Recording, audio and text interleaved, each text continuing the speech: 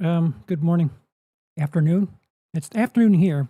Well, clearly, this is a rare occurrence for me to be streaming in front of sunlight like this, but had a bit of a down period. The 31 on 31 video has taken up most of my attention, whether it be in front of a computer or otherwise.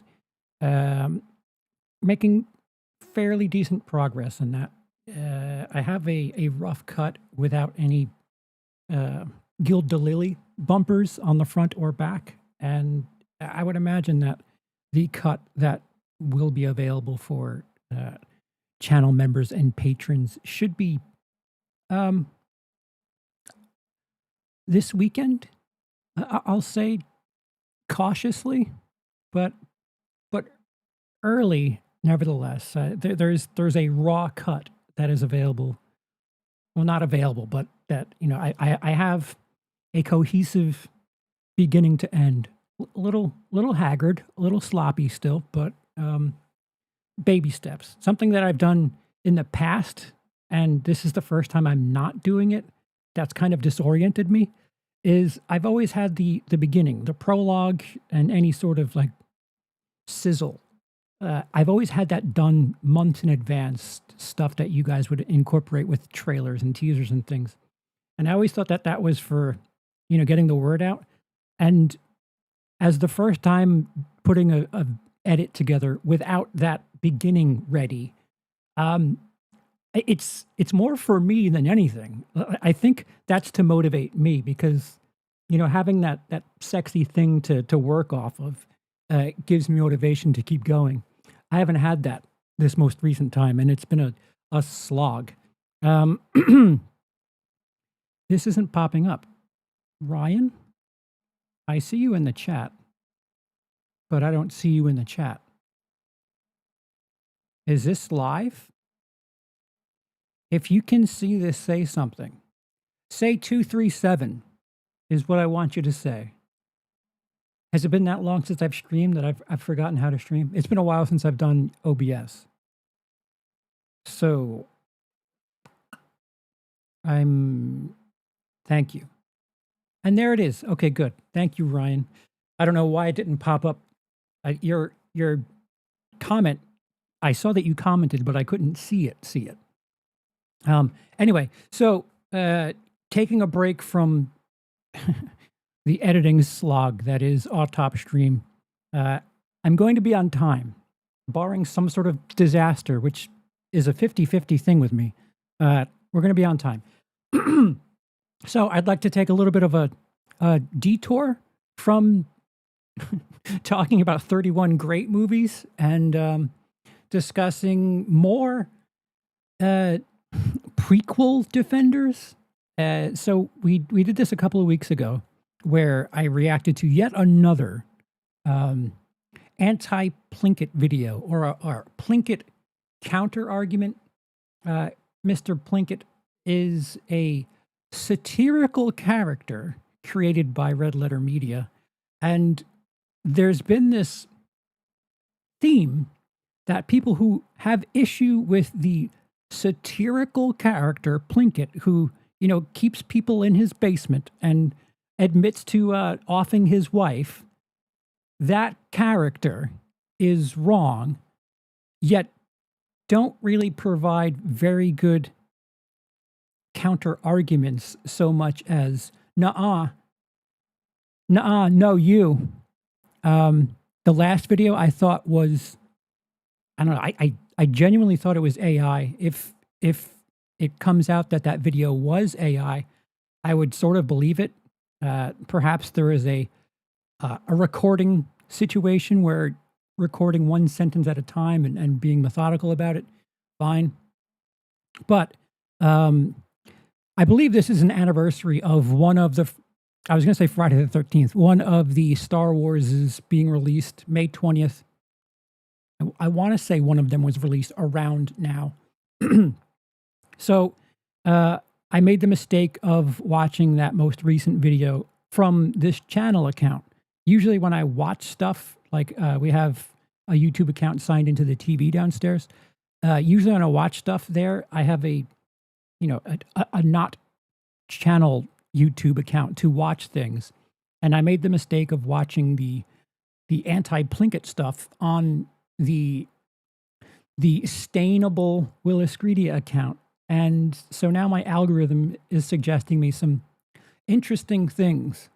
A lot of Plinkett defense videos, a lot of essays on why, people who hate the prequels are wrong. And we're going to go a step further here.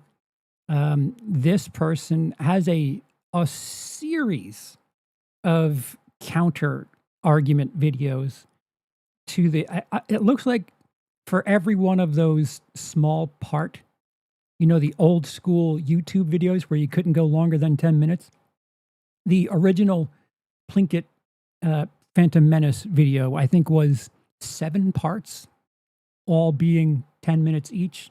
But if you've watched it in the last 12 years, man, it's been that long. There's a cut that just kind of puts it all together in one giant. I don't know if it's HD or not. I remember the picture quality being a little funky, but you don't have to watch it in 7 parts anymore. Another statement on how old these videos are and how far they go back to when YouTube didn't let you go over 10 minutes.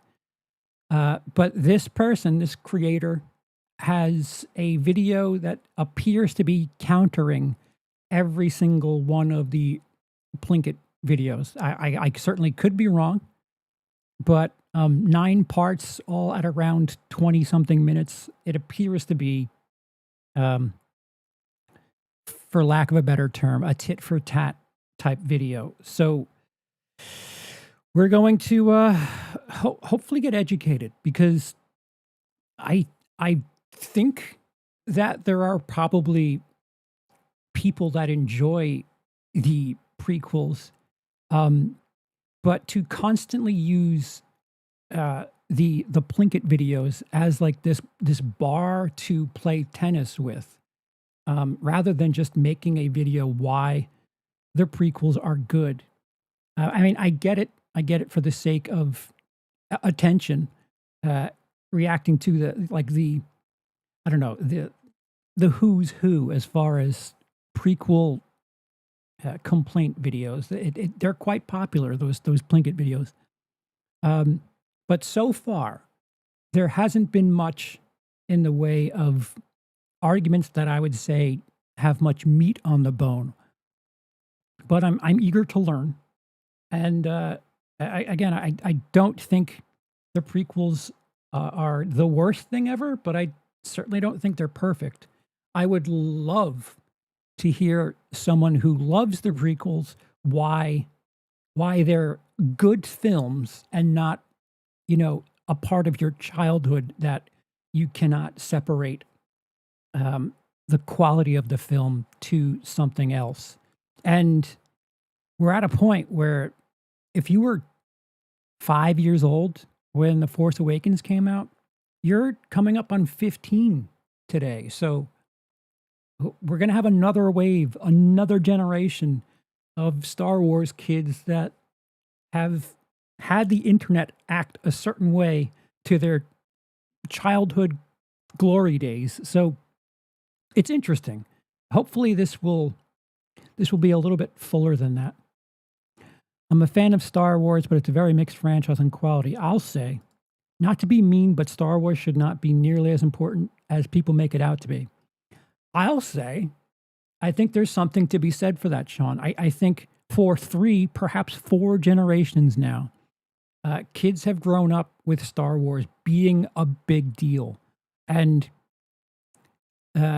whether or not we agree with it or what, there's a ton of nostalgia that always outweighs like genuine film going experience. These movies mean something so much more to people because of, playing with the toys, having Legos, playing with the video games for decades. These things are synonymous with a period in people's lives where things were great. It could be something as silly as having, Empire Strikes Back pajamas or something. It's just, it's popular, and 3 to 4 generations now have had it as like their backdrop for their childhood. So we'll see. Phantom Menace is decent. Attack of the Clones is garbage. Revenge of the Sith is a good movie. It should have finished after the original trilogy. No comment. Well, hopefully we're going to be educated on why both Plinkett is wrong and why the prequels are good. Although I believe this is just for part 1. Hey, Budster Brown, what's going on? I've always liked the prequels, but I always grew up with them. I also grew up with them, so I'm in that camp. I think it's the best. It has the best ideas of any Star Wars trilogy, perhaps the worst execution of the simple stuff. I would agree with that. I would say that the prequels have the most cohesion. Like, those movies feel the most followed through on as far as vision is concerned. I mean, clearly, because Lucas made all of them, directed all of them, and they have a flow far better than any other trilogy. There's 3 trilogies in the Star Wars franchise now. But yes, I think there are neat ideas when you consider what was presented in the prequels. Like, if you could have made Attack of the Clones, like the Clone Wars, if you could have done something Star Wars, but like also Saving Private Ryan, that could have been incredible. But yeah, there's something to enjoy and to point at and say, we should have had more of that in each franchise, well, in each trilogy, excuse me. So we're, I forgot, you're a Gen Zer, Budster Brown. Maybe you'll relate to some of these topics. Do I have it here? All right, I'm here now. Part 1. Oh, maybe I don't have it here. Okay. Hello, Internet. My name is Icy the Fire Mage, and today I want to talk to you about the criminally underrated franchise Star Wars. No, not these movies, and definitely not these ones. You're all disappointments and you should be ashamed of yourselves. Yes, even The Force Awakens. There's a link in the description. Go watch, have fun. I want to talk to you about these movies. I'll be honest with you, I love these movies. I watched The Phantom Menace for the first time when I was 7 years old, and it's still the first thing I think of when I hear the word science fiction. The Jedi Knights, the pod racing, the space battles, all of it blew me away. I watched the originals not long after, and boy, let me tell you, those are some good films. You failed, Your Highness. I am a Jedi, like my father before me. And so it was that Star Wars became a massive part of my childhood. I had Star Wars birthday parties, Star Wars action figures, Lego sets, toys, lightsabers, video games, room decorations, blankets, clothes, anything related to the Star Wars franchise I wanted in my possession. But it wasn't the amazing original trilogy. It wasn't Luke Skywalker or Han Solo that I loved so much. Those movies were exceptional, and Luke is still one of my favorite characters in fiction. But I fell in love with the prequel trilogy. The Clone Troopers, Jango Fett, Samuel L. Jackson and his iconic purple lightsaber, Qui-Gon Jinn, Tusken Raiders taking potshots at racing pods. That was Star Wars for me. Maybe those movies weren't as good as the originals, but they were fucking cool.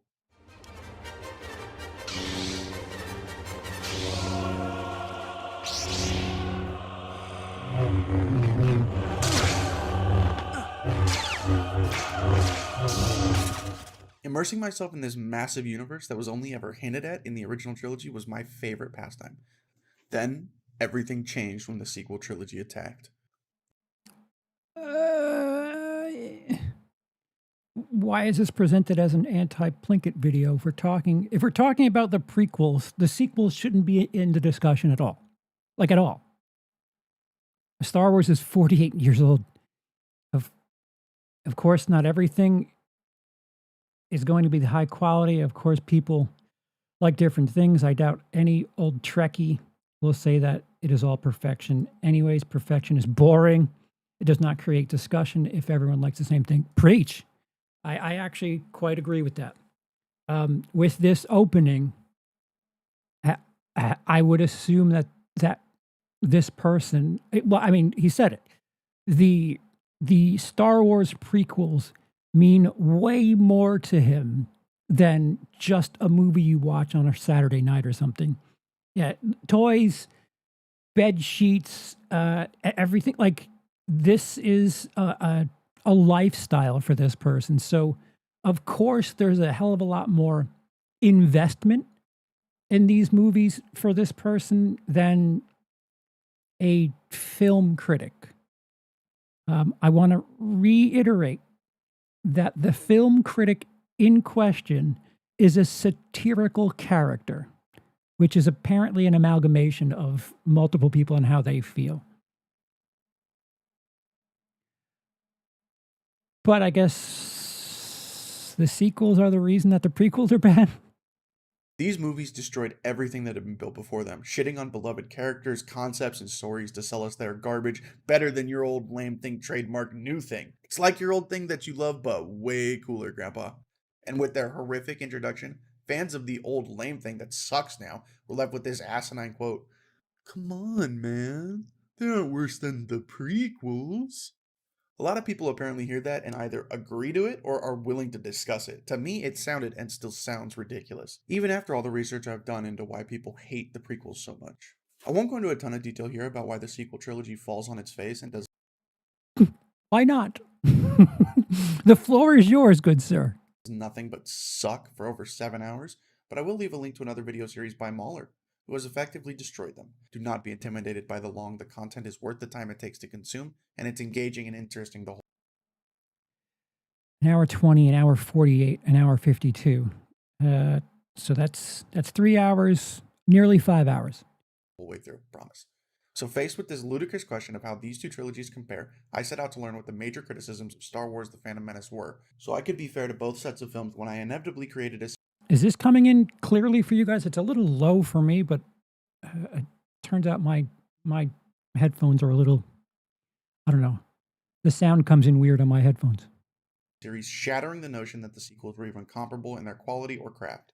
And after spending probably 100 hours or more rewatching all these movies and their making of documentaries, 100 hours.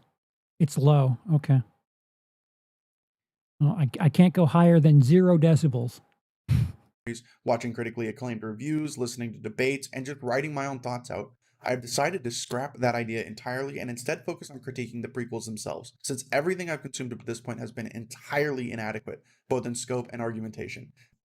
As I've said already, I love these movies, and that gives me certain biases towards them. Credit for saying that. This sounds more like, it sounds like homework. It sounds like someone, for extra credit, do a thesis statement on your favorite thing from your childhood.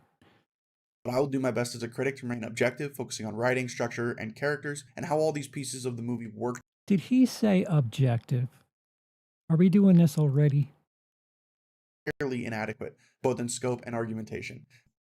As I've said already, I love these movies, and that gives me certain biases towards them. But I will do my best as a critic to remain objective, focusing on writing, structure, and characters, and how all these pieces of the movie work together to tell their story. He used the word objective. My conclusions on whether these films are actually good, or if I am just nostalgic towards them, will be based on that. To help me do that, I would like to introduce the main focus of my critique today, and the springboard for the majority of criticisms levied against the prequel trilogy, Red Letter Media's Mr. Plinkett review of Star Wars. Yeah, this is presented like the prosecution or the defense. This feels like opening statements in a court. Episode 1, The Phantom Menace. Star Wars The Phantom Menace was the most disappointing thing since my son. Mr. Plinkett argues in this review that these movies are catastrophic disappointments and that they lack the things that make the originals so iconic and masterfully crafted. By the end of his review, I'm sure you and I will be convinced, as so many before us were, that actually these movies are hot garbage. I have it on good authority that Plinkett has completely destroyed the prequels in these reviews, and they seem to be pretty popular around the internet, so I'm sure he makes a compelling case. I know these videos are a decade old, but I've only just seen them. They're and more than still that. public, so I assume the views expressed are still somewhat relevant. Let's take a listen. But you just stepped on a really funny joke. From my experience, defending the prequels makes you feel like you're in court of law. Fair enough. I guess that's where the word objectivity has so much weight. All right, so again, the satirical character, Plinkett, whose age and how old he is varies by the joke, has a joke about how disappointing his son is. Just stepped on. Just never mind that. Why not just not show it? If you're not going to like acknowledge that it's satirical, that it's humorous, that it itself is like a piece of art, subjective, however it may be. It's all subjective. Can we all go home now? No, we're going to talk about the objective things in this movie. I mean, how much more could you possibly fuck up the entire backstory to Star Wars? Aw, fuck, dude, come on, don't give Disney any more ideas. And while my son Oh, see, he's doing jokes. eventually hanged himself in the bathroom of the gas station, the unfortunate reality of the Star Wars prequels is that they'll be around forever. They will never go away. There could never be undone. Tell me about it. I don't understand that. Like, not acknowledging that there's humorous lines is rather frustrating, or like what their purpose is. Someone who's under the age of like 20 who says his least favorite film in the series is The Empire Strikes Back because it was the most boringest one, then I suggest you shut this review off right now before I carefully explain how much of a fucking idiot you are. Simpler times. Unfortunately, almost a decade later, no one on Earth is saying Empire is the worst one anymore. Yeah, no, nobody was either. It was a fabricated situation for the sake of making a generalization about an age group. I don't recall people saying Empire is the most boringest one. It was a bit. You see, I saw what you said, Jacob. So where do I possibly start? The beginning, probably. Seems kind of like a natural jumping off point. Mr. Hayden Crunchy. Nothing in The Phantom Menace makes any sense at all. It comes off like a script written by an 8-year-old. It's like George Lucas finished the script in one draft, like he turned it in and they decided to go with it without anyone saying that it made no sense at all or was a stupid, incoherent mess. Yeah, that would really suck. Someone did that. Yeah, so the argument that The Last Jedi sucks does not like do anything for the prequel sucks. Like, I don't know what this argument is, especially considering that both the prequels and the Plinkett video were made years before The Last Jedi was, years before Disney had it as property. So how is that an argument? The Last Jedi sucks, so therefore the prequels don't? Or they suck less? For a mainline Star Wars movie. Good thing that's not what happened. I guess at this point, who's gonna question George or tell him what to do? I take it you say action after we roll camera? I'll say action. You don't. Sometimes I forget. People forget. If I forget to say action or cut, just step in and say action and cut. I'm like 90% sure that that's a joke, Mr. Plinkett. Wait, so, all right, so now we're correcting jokes. The rest of the documentary seems to show a really good give and take dynamic between George Lucas and the rest of the cast and crew. I know it's nitpicky, it just seems weird that you'd show this awkward clip out of context for a snipe. He controls every aspect of the movie. He probably got rid of those people that questioned him creatively a long time ago. Okay, so the implication of the perceived joke about him saying, if I don't say cut, is he's not very good at his job. And with that, he gave you a warning that if he's not doing well, to jump in and tell him something.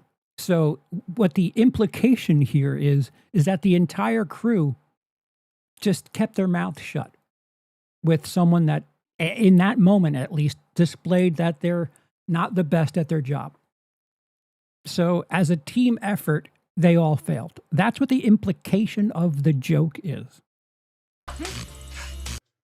I know this may come as a shock to all of you watching here, but George Lucas did not control every aspect of... Yeah, it's a lot easier to make the prequels look good when you can point to something you think is worse. That's why prequel fans secretly love the sequel's existence.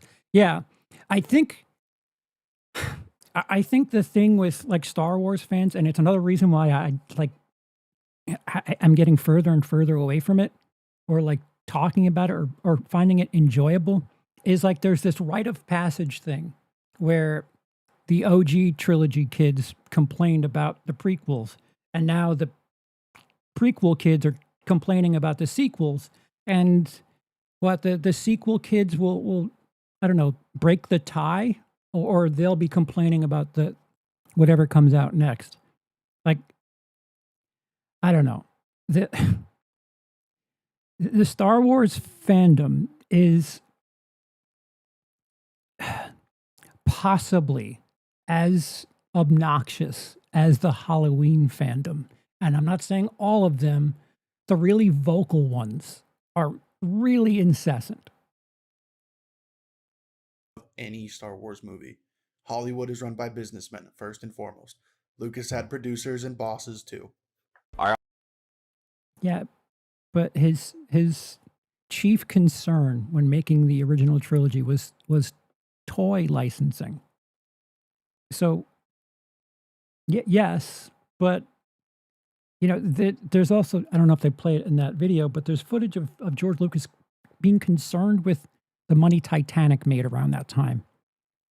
If it's not about him being worried about business, he wouldn't worry about like what finances are doing. He'd be worrying about the art itself, the craft itself.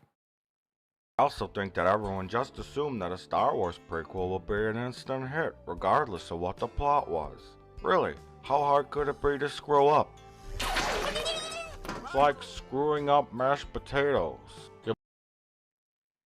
Damn it, Charles, watch Andor. It's like the Penguin to the it's like the Penguin to the Batman. It heightens both properties. Really? Well, I've watched the first season, and for some reason I caught up on White Lotus. Well, not caught up on. I watched the third season. Inexplicably, I'm almost free to watch an entire series. I think that's the other reason I wanted the entire thing to be ready, and now that it is, I really have less excuses. Less. Boil the water and pour the packet. Number 1, the characters. Are we really sure this was made 9 years ago? Okay, so like what? The second time we're showing a Last Jedi poster, so that's your counter to how poorly Phantom Menace was made. Is The Last Jedi exists? Cool, but at the time when either Phantom Menace or the Plinkett video were made, this was not a thought yet. So, like, how is this a valid criticism? This definitely is not a Last Jedi review, right? The biggest and most glaring Oh, it's a joke, you see. Teehee. problem with the Phantom Menace is the characters. This is like the most obvious part of movie making. Character writing is also apparently the most difficult, based on recent catastrophes. But I guess I gotta explain it when talking about Yeah. this turd. Let's So, because because sequels are bad and Justice League bad, that means it's okay for prequels to be bad because it's hard, guys? That doesn't make anything better. start at movie making 101, shall we? You see, at most Yeah, so the other two seasons are better, Jacob? Because if that's the case, I'm kind of fired up. I'm an inverse of all these pet projects that I want to have, where have someone watch the worst of something before the best of something. So that's interesting to hear that, because I didn't think it was the worst thing in the world, but season 2 is the best. Okay. I might go back to it. I'll watch that before Andor. movies, the audience needs a character to connect with. What? Typically, this character is something called a protagonist. I'm sorry. What? When you're in a weird He's saying protagonist funny because he's not very smart. Even though, like, it's ironic, you see, because he's going to tell you about what the film process is, technique and such. Weird movie with like aliens and monsters and weirdos. The audience really needs someone who's like a normal person like them to guide them through the story. Now this of course doesn't apply to every movie, but it works best in the sci-fi, superhero, action, and fantasy genres. I picked a few examples to illustrate this point. Marty McFly, John McClane, Here we go. Billy Peltzer, Sarah Connor, Neo, Charlie Bucket, Peter Parker, Cliff Secord, Johnny Rico, Rocky Balboa, and Kevin Bacon. That was loud. What the fuck? What the? God damn it, Plinkett. You were the What? Why? Why did you record this section and leave it in? What the hell is a normal person? What do Sarah Connor and Johnny Rico, or Marty McFly and Rocky Balboa, have in common that makes them normal? I know you aren't going to tell me what normal means because No.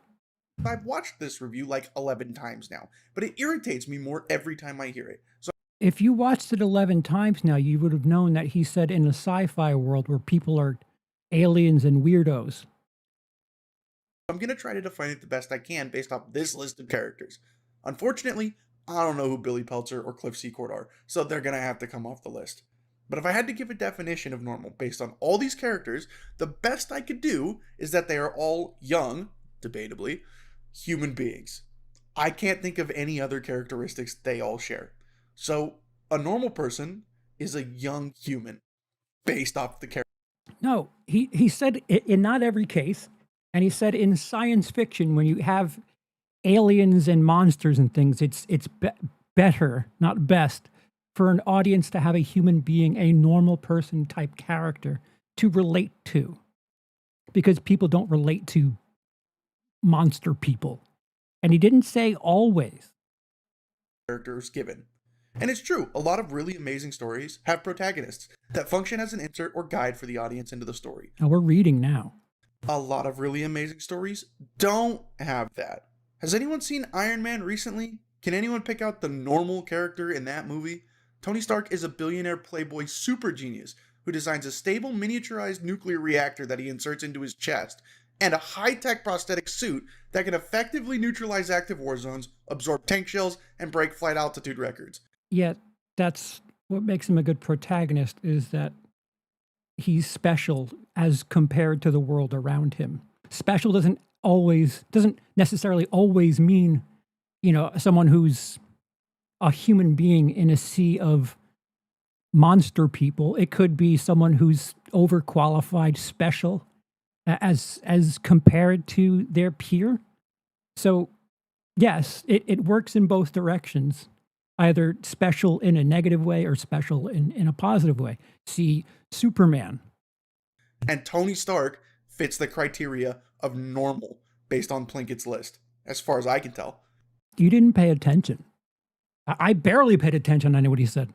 So when Plinkett says the audience needs someone who's like a normal person to guide them through the story, he's expecting you to fill in the gap of what that means to you. No.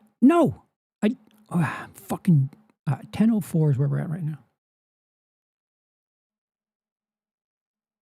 The Phantom Menace is the characters. This is like the most obvious part of movie making. Character writing is also apparently the most difficult. Yeah, so instead of taking time to throw yet another dig at the sequels, pay attention. Based on recent catastrophes. But I guess I gotta explain it when talking about this turd. He's also being humorous when he says, I have to explain it to you, but yeah, besides the point. Let's start at movie making 101, shall we? You see, in most movies, the audience needs a character to In most movies. connect with. What? Typically, this character is something called a protagonist. I'm sorry. What? In most movies, audiences need a character to connect with. They're called a protagonist. Yes.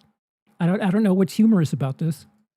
When you're in a weird movie with When you're in a weird movie Like aliens and monsters and with aliens and monsters, weirdos. And the weirdos? audience really needs someone who's like a normal person like them to guide them through the story.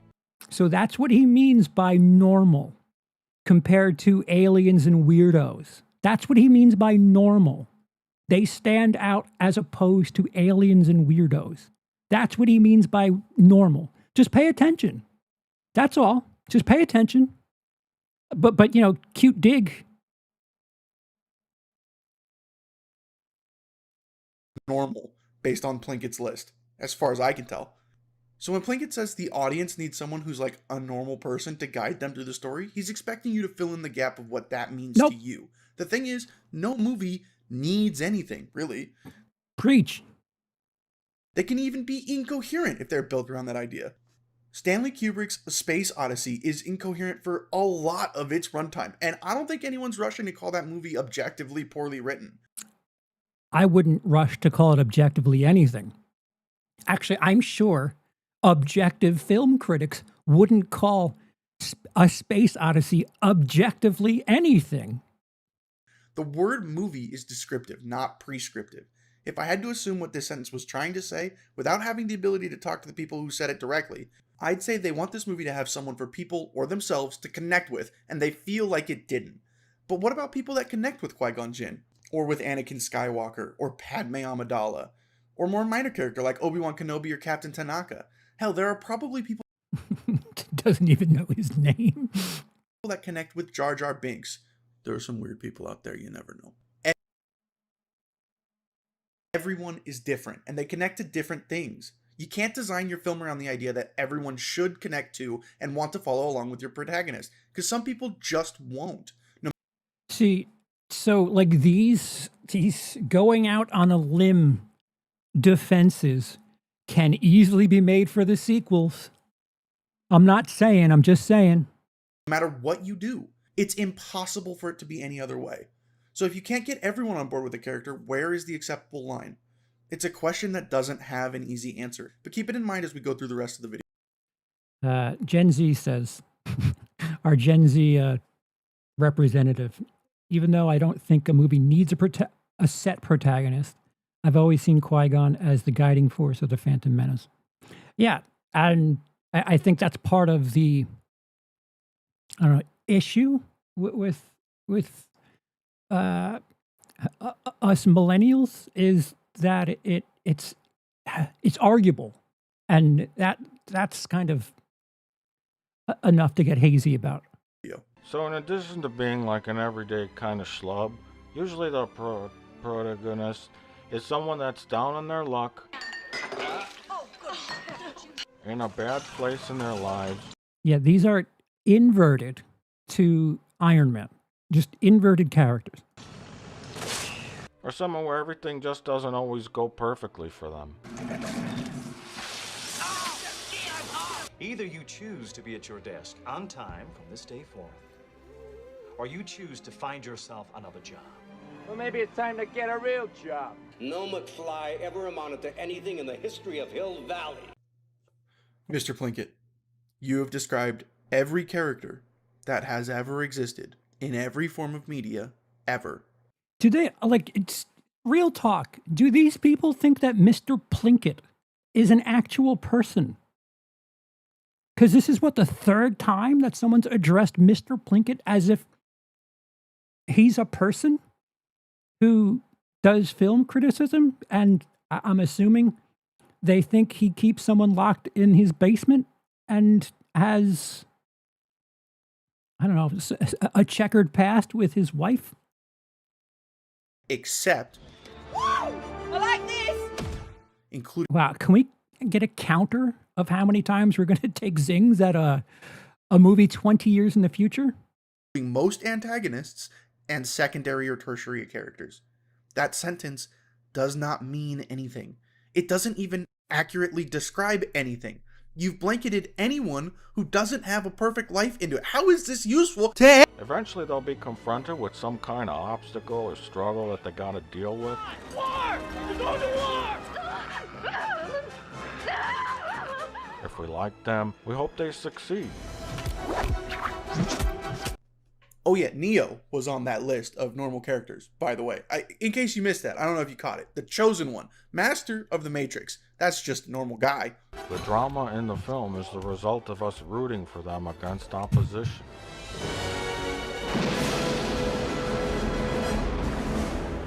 Go get him, kid. Plinkett, drama comes from our engagement with the media, not with the characters. The opening scene of the Game of Thrones TV show, rest in peace, you beautiful. Wait, like, why not use the fucking movie in question for your examples? Bastard. Shame they never made anything after season 4, episode 3. Is tense and dramatic. And I don't know any of those characters' names or anything about them. I'm not rooting for them, but I recognize the situation they're in is terrifying, and I can empathize with it. These statements you're making are categorical, but you're not justifying them, and there are examples that disprove them. But by that logic, you keep watching until it stops being cool. Because you're not invested in any of those characters. At some point, subconsciously, you'll decide who you're like following and keeping track of. Because shows and movies just can't be cool scenes over and over again. At some point, you're going to invest something. Like these scenes grab you in the beginning to get you invested. You figure out like, oh, what part of this story do I want to know most about? Very rarely does it happen where you want to have the same investment in every single character of the thing. But you could watch something like WALL-E and get invested in his character. And it's just a fucking robot. Eventually, our will find themselves in the lowest point where it seems like all is lost. But eventually they'll pull through and conquer whatever force opposes them.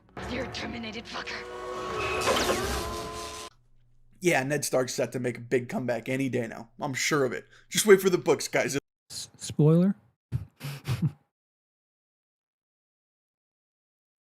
Some of these arguments are making me think the prequels are worse than I thought. Well, the arguments why the prequels aren't shitty is, yeah, well, sequels are shitty. Also, Game of Thrones did things cool. Like, what about the prequels? We're, 13 minutes into this video now. I have not seen a piece of compelling evidence about why the prequels are, they're actually quite good. None of it. It'll be better, I promise. It's satisfying when our hero gets ahead from where they started off at.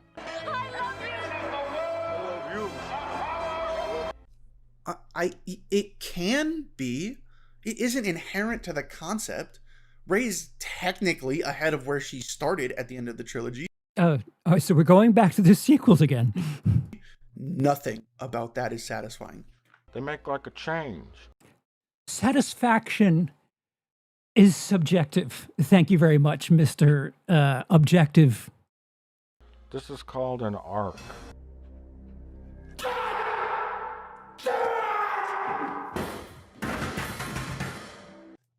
I don't want to keep stopping him like this. Of course I do. I'm just totally kidding. I love doing it. It's my favorite thing ever. Get a better mic. Holy hell. A character arc is when, through the story being told, a character develops themselves because of lessons they learned or things they experienced. Character doesn't develop themselves. The person who wrote the character develops them. If you're going to get this nitpicky about things and how a story comes to be, it's not an objective thing. It's a creation. All fiction is subjective. All of it is contrived because art itself is contrived. It's creating a situation. Characters do not need an arc to get ahead of the place they started out.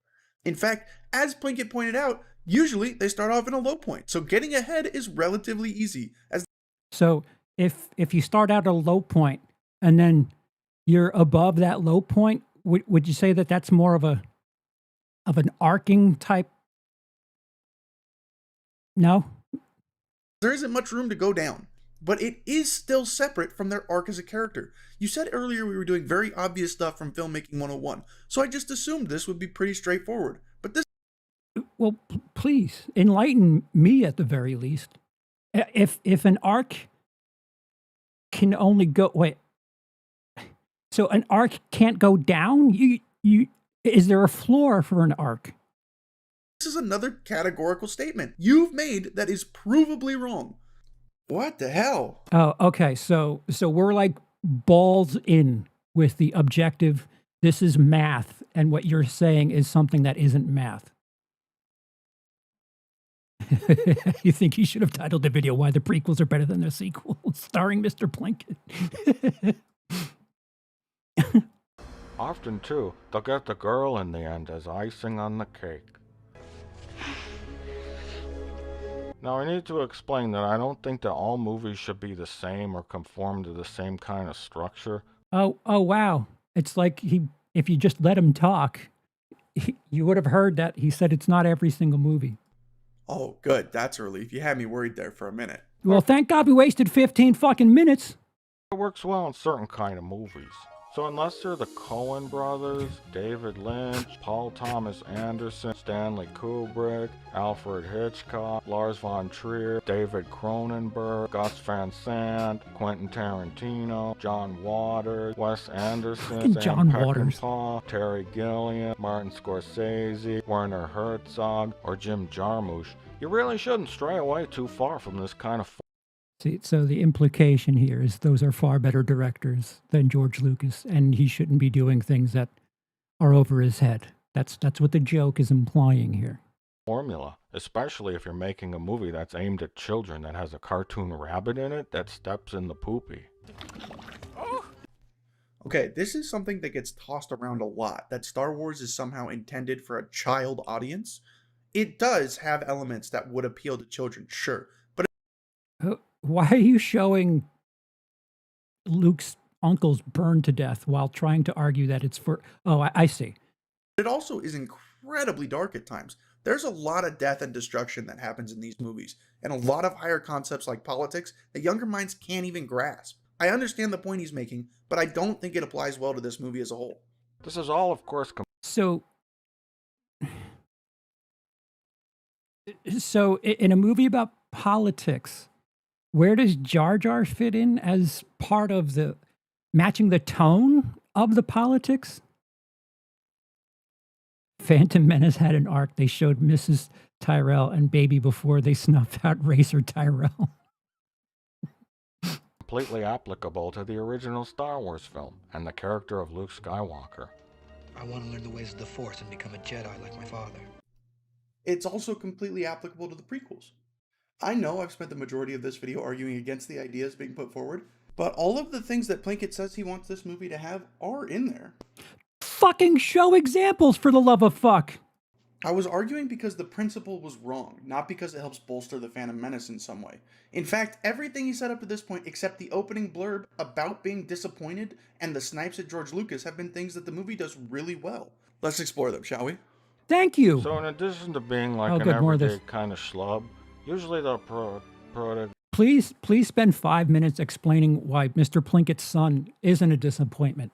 Can you do that? Can you just completely unravel and just make the jokes not be a thing anymore? Objectively, can you explain why the jokes aren't working? Goodness, is someone that's down on their luck, in a bad place in their lives, or someone where everything just doesn't always go perfectly. Didn't we already hear this? Oh, they're going back. Qui-Gon Jinn is a galactic peace officer working his day job sent to resolve a diplomatic and economic dispute above a planet called Naboo when he and his apprentice Obi-Wan Kenobi are ambushed and almost assassinated at the hands of an organization called the Trade Federation. Fleeing for his life after failing to reach the negotiating table, Qui-Gon and Obi-Wan sneak through an invading Federation droid army on the surface, meet a Gungan called Jar Jar Binks, who helps him travel through the planet's core to the capital city of Thule to meet up with Queen Amidala so they can warn her of the attack and find passage back to Coruscant to warn the Jedi Council and the Republic of the Trade Federation's betrayal. But our heroes are too late, and they have to rescue the Queen and steal a starship to run past the Trade Federation's blockade of the planet, which we were told was established legally. Yes, of course. As you know, our blockade is perfectly legal. Unfortunately, the ship is blasted one too many times by the blockade's laser batteries, and the hyperdrive, which allows for faster-than-light travel, was damaged, forcing Qui-Gon to land on a nearby planet called Tatooine, outside of both Trade Federation and Republic-controlled space to seek repairs. While Qui-Gon does maintain his calm demeanor and adapts remarkably quickly to a rapidly changing, high-stress situation that could lead to full-scale war in the Republic, I think it's pretty obvious that this situation is not ideal for him. High stress? Qui-Gon showed us high stress at any point during the film? That's a lot of reading, I heard. And as far as, the visual medium of film, I didn't see very much of that. Show don't tell is a thing, and a lot of the things that was described, probably in, the novelization. Some might say he's down on his luck, or that he's in a bad place in his life, or maybe that things just aren't going exactly perfectly for him at the moment. Seems that way to me, at least. Eventually they'll be That's subjective. confronted with some kind of obstacle or struggle that they gotta deal with. If we like them, we hope they succeed. Along with all the opposition Qui-Gon and Obi-Wan met thus far, after successfully gambling their way into a hyperdrive, Qui-Gon is accosted by a religious terrorist, attempting our second assassination of the movie, in order to prevent the Jedi Knight from bringing the Queen and his testimony back to the Republic space. What are the stakes? Why should we be concerned? Why was it cool to use your comparison, the opening scene of Game of Thrones? What gets you invested in the story, regardless of the protagonists? Like when the film opens up and there's two Jedi drinking tea, what about that was cool? That you were like just in it and not worried about the characters?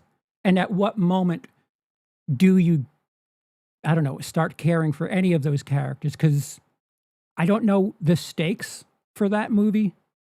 And, two assassination attempts, you would think that there'd be, some memory to that for a lot of people. I know it's subjective, but by this point, I liked Qui-Gon well enough, and I didn't really have any reason to want him dead. So I pulled for him in this conflict. Even though Darth Maul was the coolest fucking thing ever, you're wrong if you don't think so. Fight anyone. Even after narrowly escaping Tatooine, the Jedi Council refuses Qui-Gon's request to train Anakin, and the Galactic Senate refuses to take direct action against the Trade Federation without lengthy committees and deliberation. Eventually our will find themselves in the lowest point where it seems like all is lost. But eventually they'll pull through and conquer whatever force opposes them. In a carefully organized attack on the Palace of Thule, Qui-Gon and Obi-Wan clash with Darth Maul, and John Williams created the incarnation of Flames with the greatest track of music to ever be set to the big screen. Okay, so music, so this is a leitmotif, is what you're talking about. How does this help the characters? Duel of the Fates, I don't know if that's a leitmotif for any of those characters so much as it's for the battle sequence. You're drifting away from describing the character. To be fair, I don't know if you started.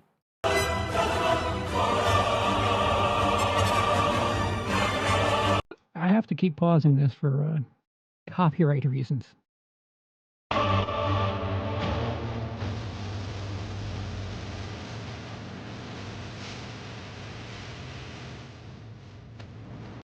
Yeah, so this scene is awesome. The score, this music is great, but this is like the penultimate scene. Before all this, what happened that we were invested in this moment?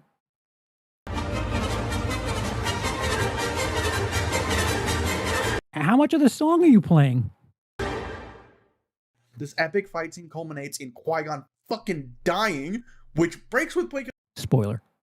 a little bit, but his death does lead to the Council accepting Obi-Wan as a Jedi Knight and allowing him to take Anakin as a Padawan learner. Even in death, Qui-Gon was victorious over all his adversaries in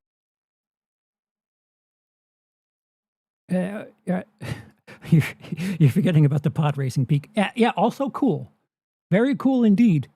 But this is part of the character argument. Good song, really cool song. Also, because Qui-Gon died, then the Jedi Council agreed? Like almost like as in he needed to die so that they could be guilted in training Anakin? The film. That's Qui-Gon meeting every step of Plinkett's outline. But we aren't done there, folks. Let's go through it one. Well, I'm sorry.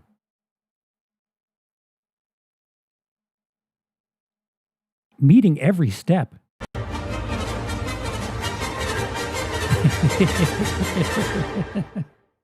This epic fight scene culminates in Qui-Gon fucking dying, which breaks with Plinkett a little bit, but his death does lead to the Council accepting Obi-Wan as a Jedi Knight and allowing him to take Anakin as a Padawan learner. But so what is his arc leading up into his death? Because, you know, cool music and dying, therefore guilting the Jedi. I don't know if that's an arc so much. And I don't know what the hell that does for his character. Even in death, Qui-Gon was victorious over all his adversaries in the film. Even in death, he was victorious over all of his adversaries within the film. Is that entertaining? Is it fun to root for a character or witness a character that always wins? Isn't that a Gary stew? That's Qui-Gon meeting every step of Plinkett's outline. But we aren't done there, folks. I don't know if he presented an outline so much as. All right, so well, the first one. What about Qui-Gon is regular? Well, I guess because he's a human being in a world of aliens and monsters. I don't know.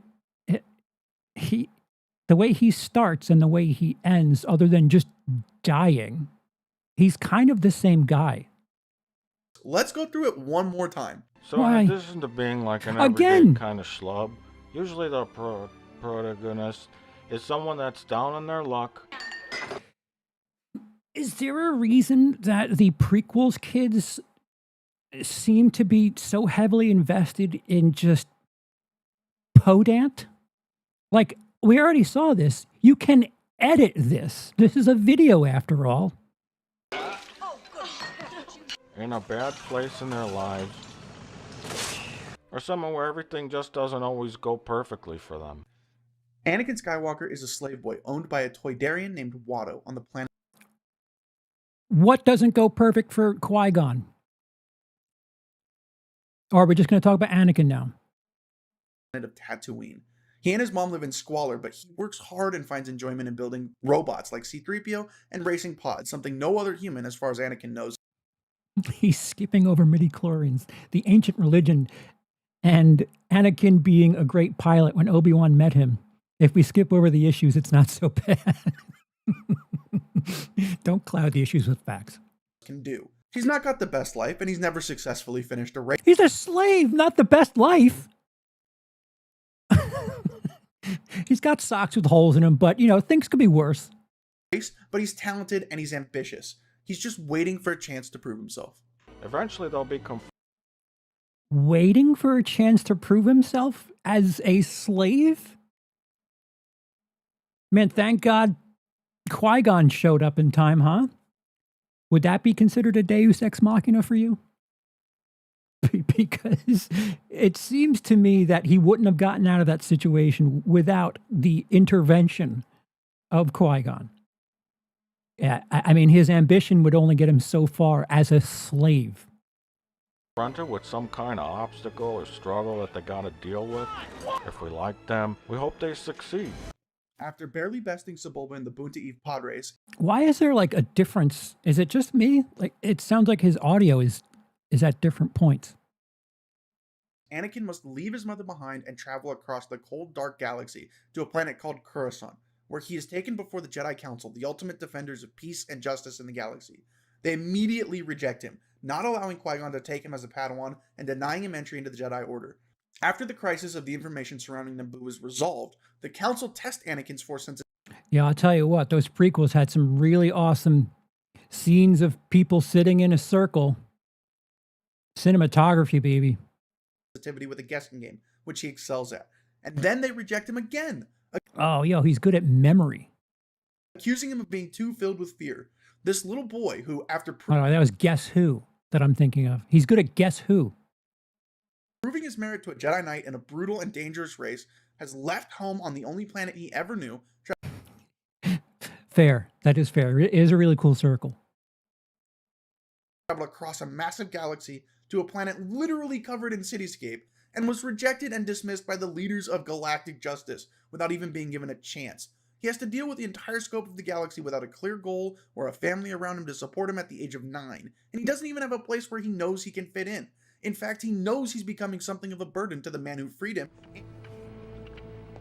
Qui-Gon, sir, I don't want to be a problem. And to the council that he is afraid of, and that is afraid of him. Eventually, our... Like...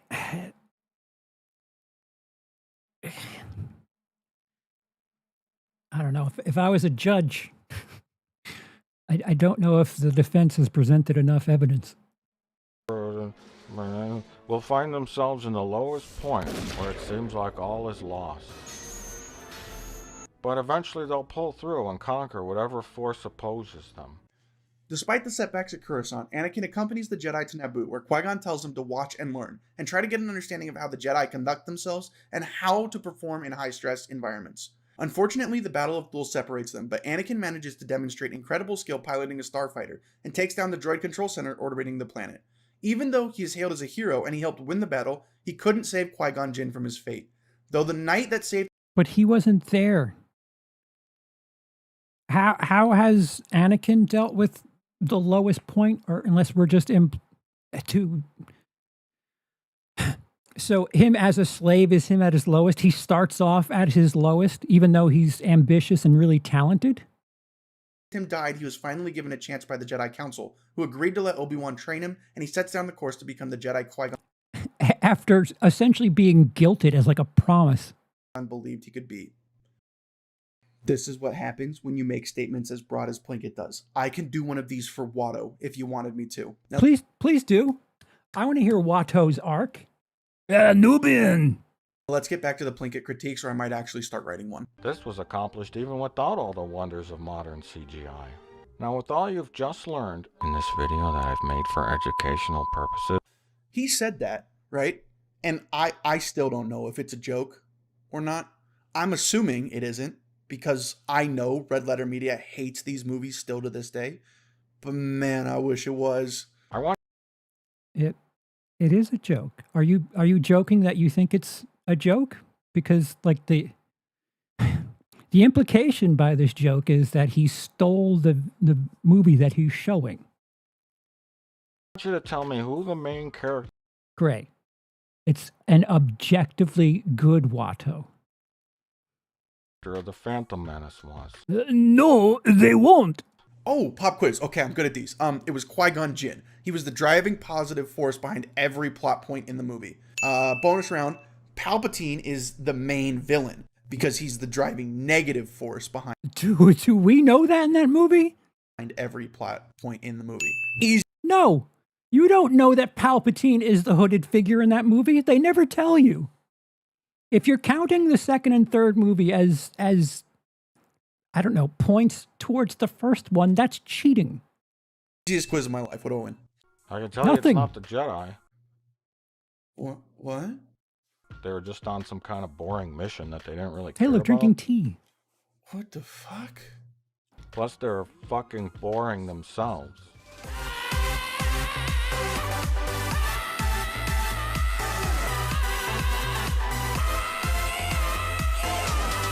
What is this? I don't even really know where to start with this one. The beginning probably seems kind of like a natural jumping off point, but I'll do my best with it. Boring is subjective, right? Okay. Okay, we're gonna have fun here.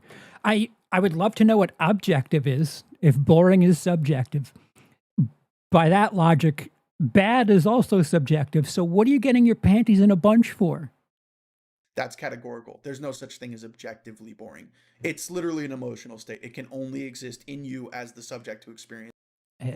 Some would say that there's no such thing as objective criticism in film. his emotions. So I can't tell you that this isn't boring. Only that I didn't think it was. Nor did I. Wait, we can do that instead of responding, just play someone else's joke / art? Yeah, it's satire. Objectively, it's satire. I think the characters were. In fact, this whole situation is threatening a galactic scale war, and it's not going well for our Jedi POV characters. That's pretty intense, all things considered. Billions of lives are potentially at stake here. As for the mission, the Jedi... Are we ever made aware or made to feel the stakes of that? I definitely care about it. In fact, they risk sneaking aboard an invading army's landing transports, flying through a military blockade, emergency landing on a Hutt-controlled system, gambling their spaceship on a pod race. Yeah, so you're reading a synopsis for the movie that the film itself doesn't portray that information nearly as easily, and easily is not a word I would use. You can read the synopsis, and that's fine, but is that interpreted within the film? And their lives in a fight against Darth Maul in order to see it all the way through. It's probably the most important thing happening in the galaxy at the moment. I can't imagine they aren't taking... How do we know it's the most important thing to the galaxy at that moment? What about us, the viewer, is made aware that that is the most important thing to the galaxy? It seriously. You know what? It's fine. I'm sure that we're going to go into more detail about why they aren't our protagonists besides they're boring. Let's take a listen. Maybe you can just not play the video and then just take that as like the starting off point to explain why they aren't boring. Like, show us examples why it works. And no using the sequels. Wasn't Queen Amidala, because she was some foreign queen. The movie was certainly not really about specifically either. Oh, okay. He just moved on from that point, and we're on to the next one. Holy fucking shit, dude. What the fuck am I watching? What do you, my beloved audience member, think he means by foreign queen? Because I have no idea. She's a queen in a system within Republic space. I don't think that makes her a foreigner, dude. I'm sorry, were we alerted of the the politics within space and who is a part of what's happening? He's right that Amidala is not the protagonist because this movie has multiple stories happening within it. Although you could make the case that she is a protagonist. She has her own story that happens alongside. It'd be great if you just tried to do that. That of the Jedi, which has its own path, climax, and conclusion. I think I'd classify her as the deuteragonist, character second in importance to the protagonist. So second most important. Instead of reading words from a dictionary, maybe understand what they mean. And you think the Queen is the second most important to what? Qui-Gon? Behind Qui-Gon. But he isn't going to qualify this statement either, so what's the point of me even laying any of this out? To show that you're better than him. You might be thinking that it's Anakin. No, I still think it's the Jedi, and I'm confused why you did so little to prove that it isn't. Because he was like a slave and saved the day at the end by accidentally blowing up the starship. But the audience doesn't meet Anakin until 45 minutes into the movie. And then the things that are happening around him are pretty much out of his control or understanding. Yeah, it's almost like he's the normal character that can guide audience through the plot or something stupid. But he has no control over it. So the audience wouldn't have an investment into what he does. Nice try. You're sort of understanding words that he's saying, but you don't understand why. If a protagonist has no concept of what's going on or what's at stake, then there's no real tension or drama. No, Plinkett, there's still drama because we know what's going on. We don't need the protagonist to understand the inner workings of the plot for the plot to be dramatic, as long as we understand it. If our protagonist accidentally saved the day and didn't get how, but we were given extra information that they didn't have or couldn't grasp that allows us to understand it, it can still be dramatic and satisfying as a payoff. You can understand that something's happening without being emotionally invested. I think that's part of the claim here, is that you don't care. Like the entirety of the Forrest Gump movie. Without that, What? Wait, what? That's what I get for pausing over his shit. That they didn't have or couldn't grasp that allows us to understand it. It can still be dramatic and satisfying as a payoff. Like the entirety of the Forrest Gump movie.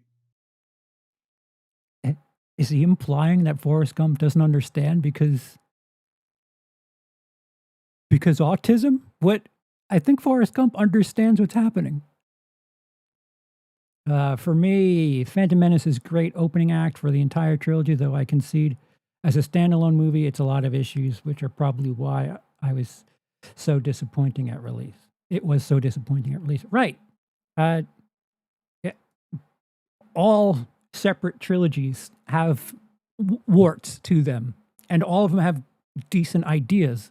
Some would say really strong ideas in places. The execution is where all of Star Wars really comes up empty.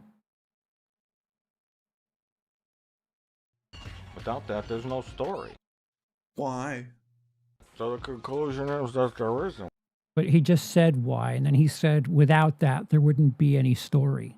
And so that's why he's telling you there isn't any story, because those things, you're not invested. No, but seriously, why? Oh, you fuck. Before the movie okay. We're done then. Really. That's it, by the way. That's all the arguments made in this video for why the characters are bad. The Jedi aren't the protagonist because they're boring and they don't care about the mission. They stake not only their lives, but the lives of the Queen of Naboo, and that means there's no story. Why? Fuck you. Movie sucks. See ya. So the claim is that there isn't a strong protagonist that the audience can feel an investment with. And he explained why there isn't an investment, that things just happen, that the characters are what they are and things just happen around them. That is why. Next time, instead of rifling through Last Jedi memes, just listen, just, go through this once and you'll be just fine. Before the movie opened, I was really excited to hear that Scottish actor Ewan McDonald was going to be playing Obi-Wan Kenobi. I thought that was a great choice, and he'd be perfect as the lead of this movie. But he wasn't really. He just sat on the ship and complains a lot. The Queen's wardrobe, maybe, but not enough for you to bask in. Not in the amounts you're talking about. I wanted a different movie, but instead I got this movie. And Obi-Wan wasn't the lead, so that's bad. So you may like this. So that's your counter argument. This person front-loaded their video. Man, this thing was awesome. My childhood essentially was, the backdrop was essentially the Star Wars prequels. Why did we need that? So by this guy's logic, The Last Jedi must be a great movie because there's conflict. The existence of conflict is all a movie needs by his standards. The movie soured over time for a lot of people, but those who said Lucas ruined our childhood was a minority. This has been forgotten with time, at least that's my experience. Yeah, the vocal minority seem to all have accounts on the internet. That's the problem. Because if that were the case, then you wouldn't keep re-releasing the prequels. They just did really well re-releasing the was it Revenge of the Sith? It was the third one. Wait, his response just got better. Characters. Oh, I did. I thought they were awesome. If you're stupid. Oh man. So let's ask some real people about the Star Wars characters and see what they say. I posed this simple challenge to them. Describe the following Star Wars character without saying what they looked like, what kind of costume they wore, or what their profession or role in the movie was. Describe this character to your friends like they ain't never seen Star Wars. The more descriptive... This dude really needs to explain why he thinks the characters are good. I'm going to lose my marbles. Dude, I'm on video 3 of Marbles Astray. They could get, the stronger the character, eh? What? No. No, this is a memory test. I haven't seen Shawshank Redemption in a long time, and I couldn't give you an accurate description of any of the characters except that Red is played by Morgan Freeman, I think. Fucking hell. Of all the movies to use for comparison. Yeah, no, you're right. You know what? I forget everything about the characters in Shawshank. But I know those characters are fantastically written. What the hell do you think that this is going to prove? I mean, I'm obviously going to play along because I'm incredibly petty, but there's no way this does anything for either argument. Wait, if you know they're fantastically written, something would stick with you. How do you know? At all. Well, then you need to rewatch the old Shawshank. Surely people understand that, right? Han Solo. Okay, Han Solo. He's an arrogant, cocky, criminal opportunist looking for a way to get out of debt and out of the scope of Jabba the Hutt. He gives off an air of not really caring about anything but himself. Yeah, this isn't like a real quiz. This is a point that's exaggerated for comedic effect. Again, the prequel anti-Plinkett people really get lost in like the humorous things. Have we gone through any of the like the basement stuff yet? Because like, what is your explanation for why that stuff exists? Because like, this isn't a genuine film study. It itself is a piece of art. It itself is satire. But when the chips are down, he risks everything to help his friends and do what he thinks is right, eventually proving himself invaluable to the rebellion and to Luke and Leia. I understand that I have the benefit of having the time to write out my thoughts, but I'm doing my best. You wrote that? Best to play along with the spirit of this game. He's a rogue. He's very arrogant, but charming. Roguish, if you will. Han Solo is totally dashing. Yeah, I'd fuck Wanna be dashing. He fancies himself a playboy. So, like, he's a smarmy, cocksure, womanizer, scoundrel. He is pig-headed. Completely sexy. In like a bad boy sort of way, where like he's gonna ride the line. He's got a bit of a dark streak to him with shooting Greedo in the bar. But also, deep down, has the thief with the heart of gold. That's his character, really. Qui-Gon Jinn. Okay, Qui-Gon Jinn. I love Qui-Gon Jinn. Qui-Gon Jinn is a proud, noble, and dedicated peacekeeper. He's stoic and calm in the face of serious adversity and extremely adaptable to rapid changes in situations. He comes up with and commits to plans quickly under extreme stress, and he's exceptionally confident in his own ability and understanding of the universe and the Force, even defying the will of the Jedi Council repeatedly in order to pursue what he believes is most important. His pride can lead him to arrogance and recklessness, and he is willing to bend the rules, break ethical standards, and gamble with lives in order to accomplish his goals. In the end, Qui-Gon's pride gets him killed, but earns Anakin a place in the Jedi Order. Honestly, Qui-Gon's questionable ethics and operations outside the will of the Council make him subjective. One of the most interesting Again, with subjective characters in all of the Star Wars lore. He is stoic. I don't remember that character. Okay, is Liam Neeson with the beard? Oh, yes. Well, he has a beard. Qui-Gon Jinn, and he was...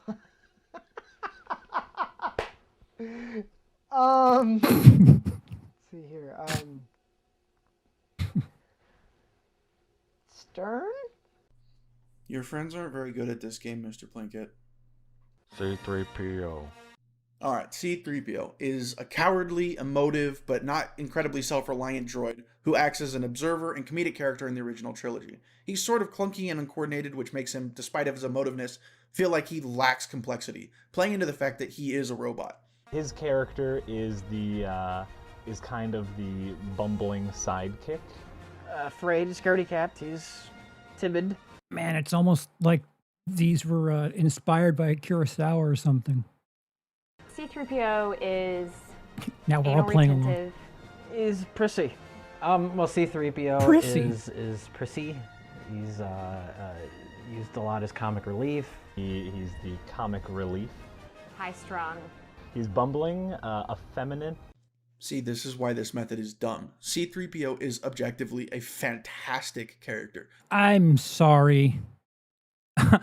I'm sorry. What about C-3PO is objectively a fantastic character?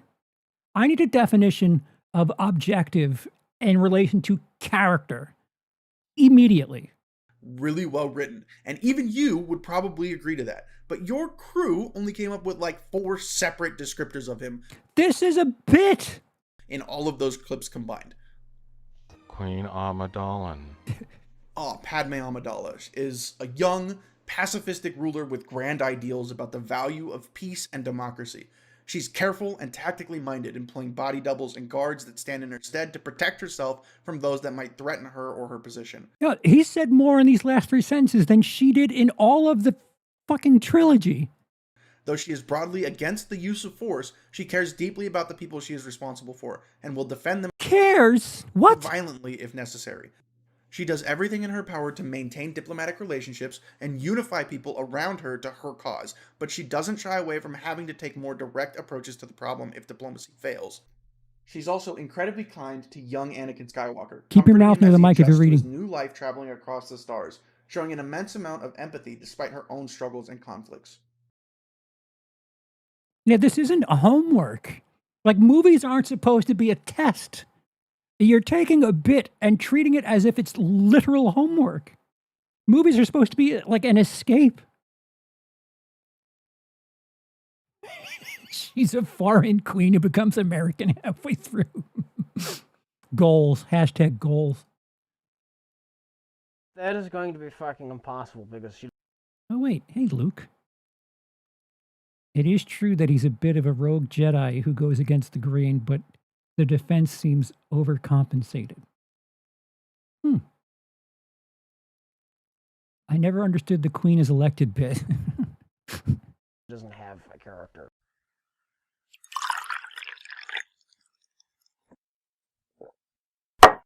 Oh, don't use sound effects that have better audio than your microphone. She is,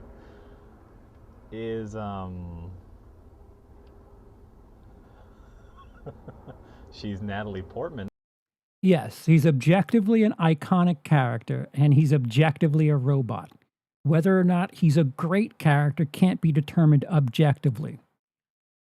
I would argue he can't objectively be termed an iconic character. That is subjective. Yeah, just kind of... Well, I can't say she's a queen. I was going to say she's a queen. normal, I guess. Just kind of normal. Makeup would be a description. I was going to describe the makeup. Her describe Queen Amidala's character. Monotone. She looks a lot like Keira Knightley. I can't answer that, you know it. So... she is... Plinkett, seriously, your friends suck at this. Why not, instead of, playing along, just show elements in the film that would prove your point? How much of Queen Amidala is there? Not as Padme, mind you, the queen. You can go through whatever the 4 minutes worth of her footage is and just explain why it's good. They are describing the body double. The body double is not Queen Amidala. Ow. This is funny, by the way. I get it. Dude, you have no idea. Continued in part 2. And that's it, everybody. That is We're done? part 1, the character section of Red Letter Media's Star Wars The Phantom Menace review. So, if you were following along, there was about 10 minutes of Plinkett video in there. In that 10 minutes, Plinkett argued that movies made for kids should probably stick to an outline he described with a protagonist following a series of hardships until their eventual success and triumph in the end, ignoring completely that The Phantom Menace fits that mold to the letter, at least 3 times over. He argued that the Jedi were not the protagonist because they were boring, and that the characters were bad because his friends didn't remember them. Or in the case of Padme, remembered the wrong character completely. It's been a journey. This is the video that destroyed the prequels, by the way. Proved them objectively without merit. This I'm not going to have fun with this person with the O word. video has 10 million views and 71,000 likes. This series launched Red Letter Media's 1.3 million subscriber channel into pop. Very good, Gray. What did you argue? Discounting all of your references to things that happened after both of these videos, what did you clarify? Popularity. This is the series everyone points to explain why the prequels suck. And the caliber of arguments are Obi-Wan wasn't the lead and the Jedi were boring. I want you to understand, audience, I merely described characters in response. I showed how they fit the scaffolding the Plinkett review built for a good story, and I gave a brief overview of them when Plinkett asked for a description. No. Giving an online definition does not give us the essence of what happens within the film. It feels to me that a lot of people who have strong feelings about the prequels have a more of a writer's mentality to look at these things, and very, very wordy, over descriptive, almost like a Kevin Smith film. And what makes film great is the visuals, the wonder, the whimsy that happens on the screen. Far less so politics and talking. If you watch the original trilogy and then go to the prequels, they're very different movies. Some would say the same thing happens with the sequels. You watch Force Awakens, it's one thing, and Last Jedi is something very different. If you know what your sweet spot is, why would you go so drastically in another direction? All bro said was, yes, art is subjectively so wrong. Is that objectively what makes film great? Objectively, no. I'm getting disgusted with this word. I haven't talked about the quality of these characters or their writing once in Why? this entire video, But except why? a brief personal opinion on Qui-Gon's uniqueness and intrigue. I think that every character, down to the governor of Thule, the old man with the pointy white beard and purple robes, is well written. Stop. I think Jar Jar Binks is well written. Stop. Staggeringly.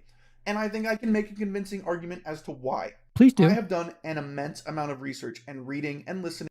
Maybe do less research and more showing, explaining.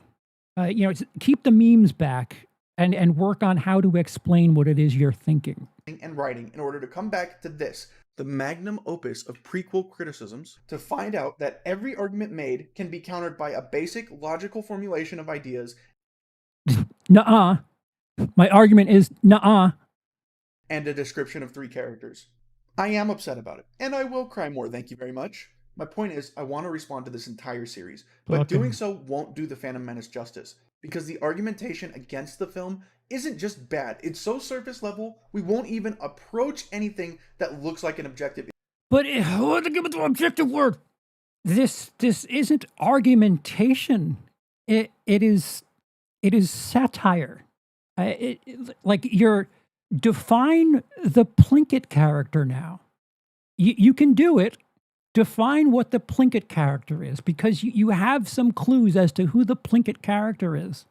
There's enough there where you can get a grasp that he's an old man who killed his wife allegedly and is keeping someone hostage in his basement. It gives you a window into just how absurd it is to be listening to someone like this. He's a lunatic. He's a psycho who also happens to be taking time from his keeping someone hostage in his basement to review a Star Wars movie. The fact that you're taking that seriously is just so disheartening. Issue with any of Plinkett's points. Once I finish the series, I will make a separate long-form critique of Star Wars Episode 1, The Phantom Menace, where I will dive deep into everything I feel I am capable of speaking about, from characters and writing to set pieces, artwork, music, score, and George Lucas himself. Why not just do that? Do your own thing? Because the complaint presented was all these people hold the Plinkett videos as the de facto reason that the prequels suck. Well, explain why they're great. Give us your case.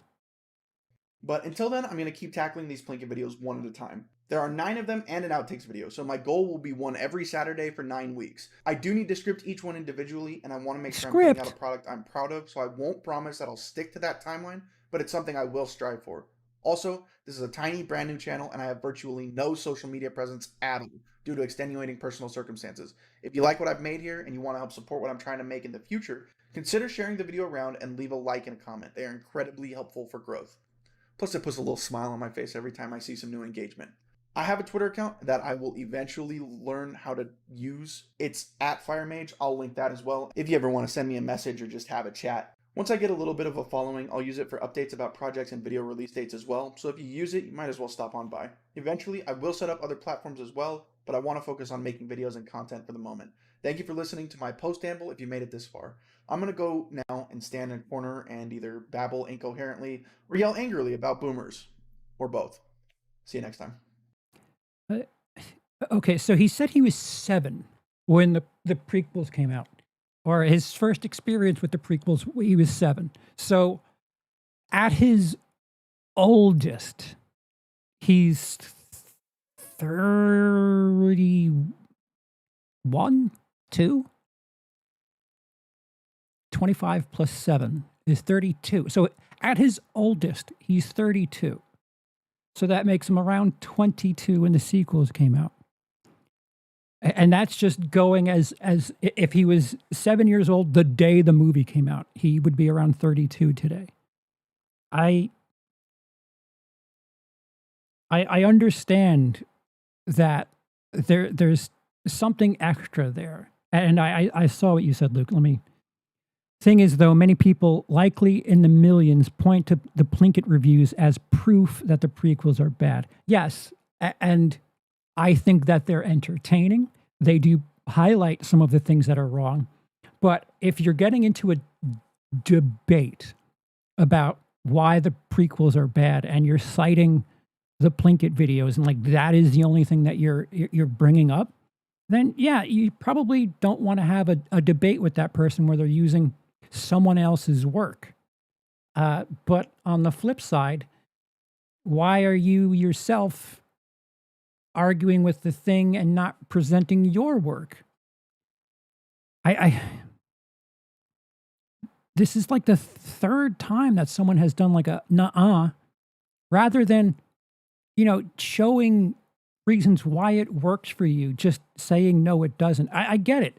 Imagine thinking something is the best thing in the world and you have pajama pants and toys and everything about your childhood are these movies. And slowly but surely, as you grow up, you start hearing that they ruined the franchise that you grew up loving. And suddenly you're internalizing that. It's crummy. Yeah, but why can't Star Wars just be movies that people enjoy and not enjoy? And like the Star Wars fandom, especially on the internet, gets ridiculous. A lot of people take this way too seriously and get way too hostile about it. And I think there's too much emotion laid into these separate trilogies. And I think to throw words like objective around when it so clearly affects these people's feelings so heavily, it's kind of ironic. If the Plinkett response will only go surface level, then why do a response to it instead of just giving an argument? It's I know you're being cute, but I guess it could be.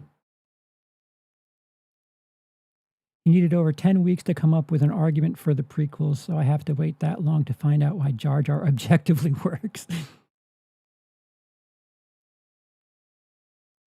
You just have to do the proper research and require... Oh. Would you have ever found this video if it didn't have Plinkett in the title? Yeah, that's a fair claim. Actually, I don't know.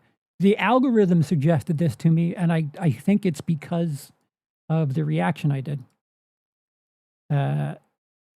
I guess it's kind of a catapult effect. Right, so this, get your foot in the door, but then for part 2, do a bait and switch and do your video. Nobody hates Star Wars more than Star Wars fans. Preach. It's about engagement. If you made a non-confrontational video defending the prequels, no one would care. Yeah.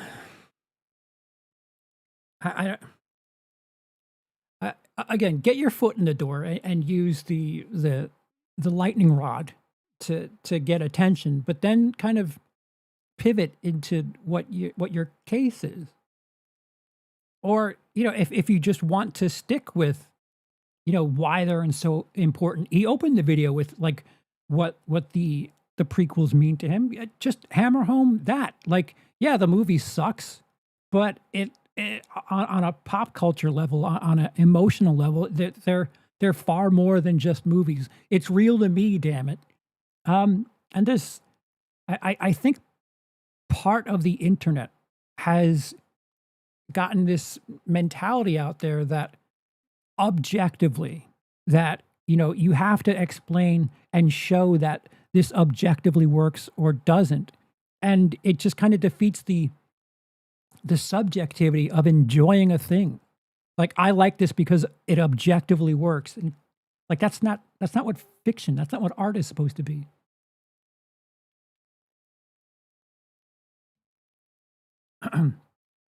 Also, let's not pretend that Mike's satirical framing and entertaining presentation makes all of his arguments satire or not worth responding to. No, fair point, but there is that it's a joke backdoor. I don't know if when he did this or when they did this, 15 years ago now, that they knew it was going to be like a 12 million viewed thing that would be handled like a court case. I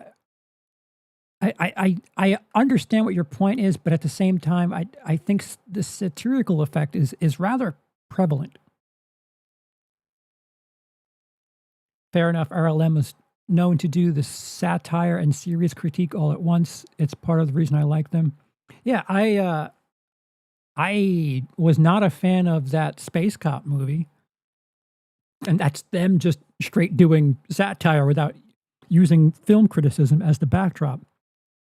I think wrapping your criticism around a satirical character that, at its front, you realize that this guy is a psycho. So, like, how much worth should you be putting into that if you're going to view it as something to be argued with, something to present a debate against? Seriously, all you had to do was just not fuck it up. It's not that you're technologically challenged, Robert. What? What's happening? Seriously, all you had to do was just not fuck it up. It's not that you're technologically challenged, Robert. You just are stupid, or lazy, or both. Seriously, it can't be an entire generation. How can an entire generation be so fucking worthless? Number 2. What was that? Were we supposed to hear that? I will say, as much as prequel fans blame Plinkett for ruining the prequel's reputation over a satirical review, a lot of OG trilogy fans, like me,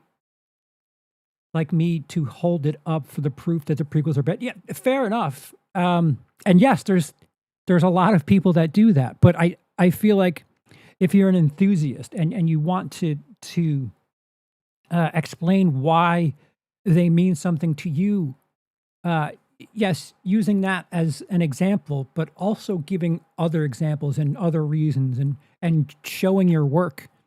I think part of being on YouTube, if you want your voice to be heard, you do that. If you just want to parrot someone else's thing and answer it like a questionnaire, I don't know if that's who engages with that. Say what you want about the Red Letter Media video, but whether or not you agree with the points are out there. And again, they're from a disguise of through a character. I would say that it's an amalgamation of the Red Letter Media guys all poured into this Plinkett character. If you want to say art imitating life, then which one of them has issues with keeping hostages? Like, what is that a wink about? That's a cop-out. He's just joking, man. As if a good amount of what he said in the video isn't legitimate criticism that Mike has of the movie. Yeah, fair enough. But there is satire there, so it's not completely serious. I think the fact that he's saying protagonist, like, that's a little bit of a wink. Like, yeah, don't take me too seriously. I think that's the main difference between the objective criticism and the subjective criticism crowd, where objective, they like to point to something and say this is mathematically the thing, where subjectively they're like, yeah, well, whatever. The story. The second biggest problem with The Phantom Menace is the whole story and the way it was told. Oh, I'm gonna need something stronger than this. It's almost mind-boggling how complex. Yeah, this film does have a lot happening in it. I know it's something of a meme, but the scenes in this film are really dense with content. They have a lot of world building and story elements that help establish the universe and the stakes. The awfulness is. What are the stakes? What does the world building help set up the stakes? Aww. From the very start of this movie, I could tell something was really wrong, just by the way it started. It opens with some boring pilot asking for permission to land on a ship that looks like a half-eaten donut with a donut hole in the middle. What the fuck is that? Then two cloaked figures just a joke line. Walk into a room in a completely flat angle. They sit down in a conference room, drink tea, and wait to talk about a trade dispute with something that looks like my ex-wife. While they eventually do get to the ball-numbing, mindless action that the fanboys crave, I found myself utterly bored already. 5 million views, 40,000 likes. Oh boy. What? The action isn't mindless. Palpatine is trying to overthrow the sitting Supreme Chancellor of the Galactic Senate. Killing the Jedi is an easy way for him to make Valorum look weak and stupid. We don't have Valorum. We don't have any of that information at this point. Bored isn't an argument. It's a perspective. I do not care if you or anyone else was bored. Tell me why you were bored. Why don't you tell me why you weren't? Make an argument. Compare this fecal matter to the opening of the original Star Wars. A visual storytelling. You see, a guy named William Shakespeare once said, "Brevity is the soul of wit." This just means don't waste my time. No, Plinkett, it means that saying as much as possible with as few words as possible is hard and takes intelligence and cunning. Have you read Lord of the Rings? Did you find the 34th page of descriptions of shrubbery particularly brief? Those are some of the best, most intelligent stories ever penned. He's talking about film, though. You're doing the book reading thing again. A picture's worth 1,000 words. That you're using novel arguments towards filmmaking. No, that's no. But Tolkien took his time to tell them. You keep it nice and simple. I said stop wasting my time. Stop it! Without saying one word of awkward, boring political dialogue that goes on for 10 minutes. Kill them immediately. Yes, my lord. As you wish. Captain, look!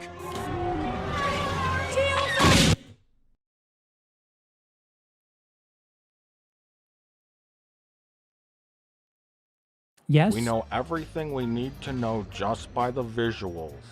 Yeah, that's seconds after the title crawl. What's your point? Rebels, Empire.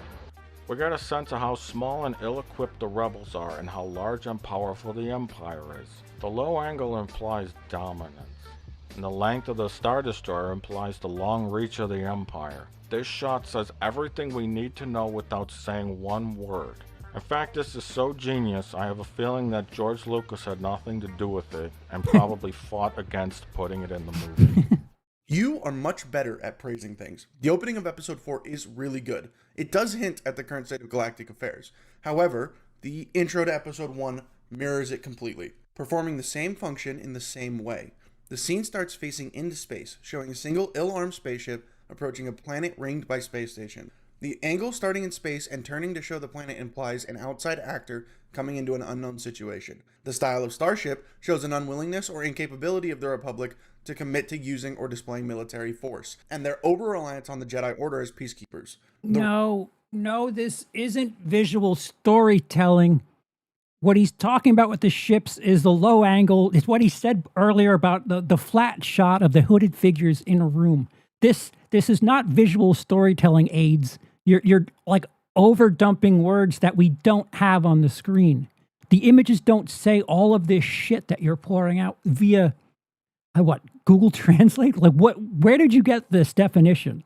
Ring of the Trade Federation control centers looks imposing and oppressive. Does it? Why? Why does it look imposing? But the holes in their wall expose them as being essentially for show and not effective at maintaining full That's not the opening. Control over the planet they are trying to occupy. He controls every aspect. If you're going to use something as a comparison for opening shots, maybe use an opening shot, because it does the word disingenuous, does dishonest play here? Because I've lost track of what the word lie means at this point. That isn't the way to get an argument across. If we're talking about the opening of a movie, you don't use clips from something that isn't a part of the opening. He explains why the cinematography doesn't work, why it gets boring very quickly, and your counter argument is using clips that isn't a part of the opening. There is a ship on the screen flying through space. Quite literally a thing we can see objectively. This is visual storytelling. I'm going to give you a timeout. Back to the movie. In fact, this is so genius, I have a feeling that George Lucas had nothing to do with it and probably fought against putting it in the movie. Maybe he had more influence on episode 4 than you think. So this Come on, man. Comparison of openings is a small example of the overall styles of both films. I agree. They both have a huge...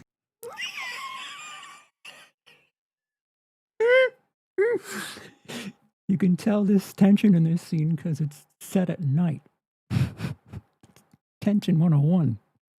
World to establish, and the subtle details are what makes them special. The original trilogy was a modern-day homage to the classic adventure serials of the past, the kind I used to watch when I was in my 40s. Good versus... Joke, he's old.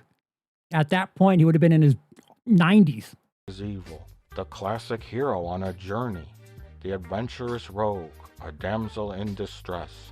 The wise old sage. Gay robots. And an epic quest of discovery. Oh, I replaced all the visuals. I'll play it again for you with his visuals just so they're in there, but I think I proved my point.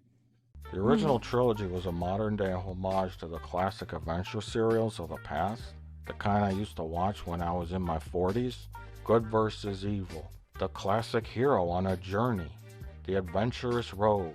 A damsel in distress. The wise old sage. Gay robots. And an epic quest of discovery.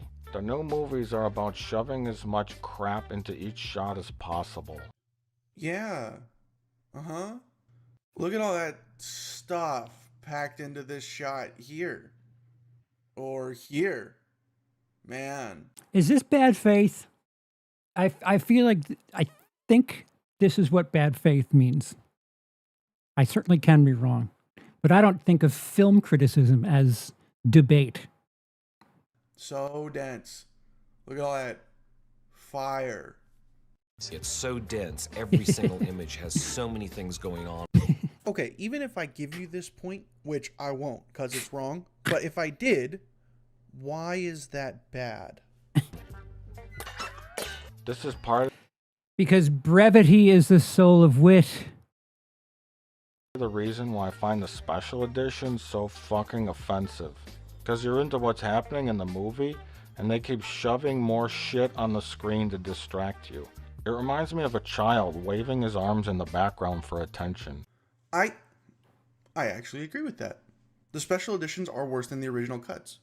Don't get me wrong, they don't ruin the movies, but the CGI was clunky and awkward, and the extra stuff in the shot doesn't add anything to the world really, or the story. They're just there because they can be. But that's where the prequels succeed. The shots that are densely packed give you information about the world around them or the scale of the conflict. I'll talk about episode 2 eventually, but in The Phantom Menace, the Clone Wars start with a small-scale battle between a small force of droids and a primitive native army on a small planet near the outer rim of Republic space. Yeah, you don't get the scale. They're all densely packed. There's not an overpowering force there, other than and escalate to a galaxy-spanning civil war that destroys the Republic, eradicates the Jedi Order, and begins the reign of the Galactic Empire. It isn't one-to-one, but it is at least comparable to how the conflicts and treaties between European countries launched 2 full-on world wars because of the actions of a single Serbian insurrectionist. Doesn't Lucas realize that cluttering the frame up with shit is not what makes Star Wars good? It's so dense, every single image has so many things going on. Fuck you, Rick Berman. You ruined this too? Stop ruining... Wait a minute. That ain't Rick Berman. What is it with Ricks? So the film is called The Phantom Menace, and by the nature of the story, there is no clear villain. What? Yes, there is. There's Palpatine. Do we know who he is by the end of the film? Is it implied or do we know? He doesn't, jump around and loudly announce, "I'm the villain," but you're supposed to have watched the originals. You know he... Nope. Grade this film, not how they interact with the rest of the films. This movie on its own, does it stand? He's pulling the strings from the first 30 seconds of the film. And eventually he's gonna become the Emperor. You remember this guy, ugly, evil, terrifying, fearless, turned Vader to the dark side, nearly did the same with Luke. That's him, right there, in the hologram. He's obviously the focus of the series from the start of the film. Hey, idiot. During the entirety of The Phantom Menace, we do not get a visual aid that Palpatine is the hooded figure. You're not making the usual suspects here. You're making a movie for children, right? Supreme Chancellor, delegates of the Senate. A tragedy has occurred. Which started right here with the taxation of trade routes and has now engulfed our entire planet in the oppression of... It kind of feels like you answered your own question. Same as last time. These films have elements that appeal to children. They are not children's movies. How about a bad guy in the movie whose motivation is clear? Commander, tear this ship apart until you found those plans and bring me the passengers. I want them alive! But that isn't the point of this trilogy. The point of this trilogy is that our POV characters, the Jedi Knights, are blinded by their own arrogance and hypocrisy. They don't recognize that they're being used as pawns in Palpatine's game. Only after they've rid the galaxy of forces that could oppose the new That's part 3. Emperor's rule, created an army that is completely capable of wiping the Jedi Order out, and isolated and alienated one of the most powerful force-wielding swordsmen in the galaxy. Do they realize what they've done? 3. And by then, it's far too late. And yet, Palpatine's motivation isn't some great mystery that no one could possibly understand. It's all in the film. It just isn't directly stated or laid out. He wants to force the Senate to hold a vote of no confidence in the current chancellor, because he has confidence that he is in a position to be nominated to take over the position, granting him an immense amount of power. To do that, he instigates a violent and deadly conflict on his own home planet between the people of Naboo and the Trade Federation, manipulates the queen of his people into calling for an action he knows the chancellor is unwilling to take, exposing the chancellor's weakness and corruption, all without having to antagonize anyone or besmirch his own reputation. I could talk for hours about the brilliance of Palpatine and the incredible manipulation he has done to create this outcome for himself. It is almost unlosable, but I won't yet. This isn't supposed to be a debate. It's a film. If you only watch The Phantom Menace, do you have all that information? The prequel should be very similar in style to the originals, because I don't like things that are different. I see. It's a joke. Calm down. Don't yell. He's just kidding. Number 3, death and space taxes. So when you find yourself thinking things like, huh? Or what? When you're watching how illogical characters act in a movie, it's not really a good sign. No, that would not be a good sign. I'm sure you've got some examples to help you illustrate this Objectively? point. Now, I've analyzed this film with a team of cheerleaders. They came up with one unanimous conclusion, that if I let them go, they promise they won't tell nobody. Anyways, so at the end of the movie, Yoda makes Obi-Wan a Jedi Wait, did we do a cut? Confer on you the level of Jedi Knight. The Council does. Even though in the opening titles it says he's a Jedi Knight. Hey, look! It's a mistake! An actual mistake. I mean, it's not plot relevant at all, because we're immediately told Obi-Wan is Qui-Gon's Padawan. And I have absolutely no idea what this has to do with any characters acting illogically. And you could make the case that the Jedi Knight is the role Obi-Wan is fulfilling on this mission, even if he hasn't officially earned that title or rank. Louise. But yes, it would be more accurate if the crawl said, a knight and his Padawan learner. Kudos to you, Plinkett. I am thoroughly impressed. So we'll just call them Jedi Knights too. So objectively, the crawl is wrong. There's a subtle visual nod when Mace Windu and Yoda discuss if Maul was the master or the apprentice, and then it cuts to Palpatine, which I thought was really neat. Yeah. It implies things. I'm not trying to be obtuse, but if you're just talking about the first movie, it's your hand isn't held through, arguably. People call me a murderer even though I ain't never been caught yet. So the Jedis are there to do what? Hello, we have nothing to report on the jokes. Exactly. According to the opening title crawl, it was to settle a dispute over the taxation of trade routes. Oh. Plinkett, the American Civil War was waged over the taxes levied against them. They are an important part of any governance. Disputes over money can get violent and bloody quickly, and the Republic would probably like to avoid that. How many great Civil War movies are there where it's just people talking in rooms? Great point. How many World War II movies are about people arguing over politics? Because I don't remember much politics in Saving Private Ryan. I don't remember much politics in Platoon.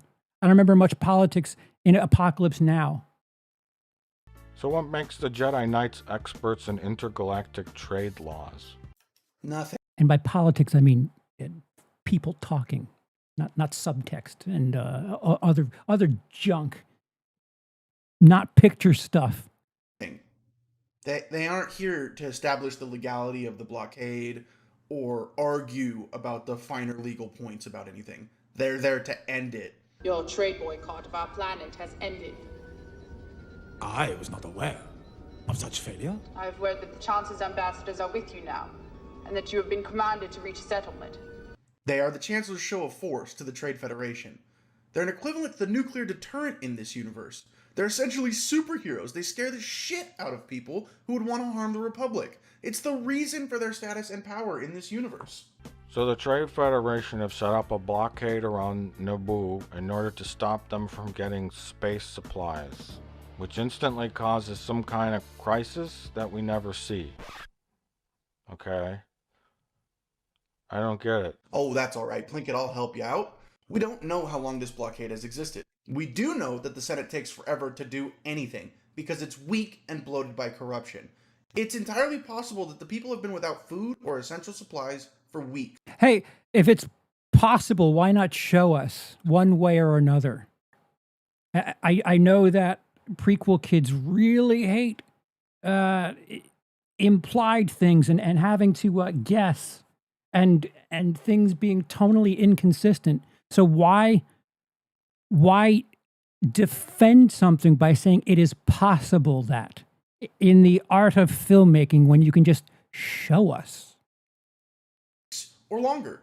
And even if it has only been a short time, it's still an oppressive force being exerted over an entire planet. There are bound to be consequences quickly for that. Why would an organization called the Trade Federation want to blockade trade? There's the blockade. Probably because they're getting unfairly taxed, and a Sith Lord told them to. It said it in the opening crawl. See, it's right there. Did you miss the big yellow words and the angry hologram? Usually a blockade is to stop something you don't want to get in? Yes. I'm pretty sure the implication is that Naboo was the faction or part of the faction that pushed for the taxes on the Federation.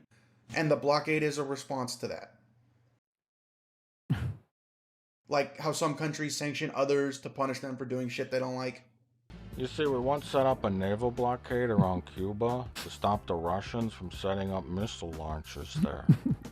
It was a little event you might have heard of. It wasn't a big deal, you know, but you might have heard of it. It was called World War I. Geez, you stupid people gotta learn your history right. This clip has been painful for me to listen to. Firstly, because it's a joke, so obviously it's immune to criticism. But also because it sounds like he's admitting that blockades are really important military actions, and that they can lead to larger conflicts. Even though he said previously that they were just on some kind of boring mission that they didn't really care about. He also sounded bored, like 2 clips ago. Like this plot doesn't matter and nothing interesting is happening in it. Something's not quite adding up here.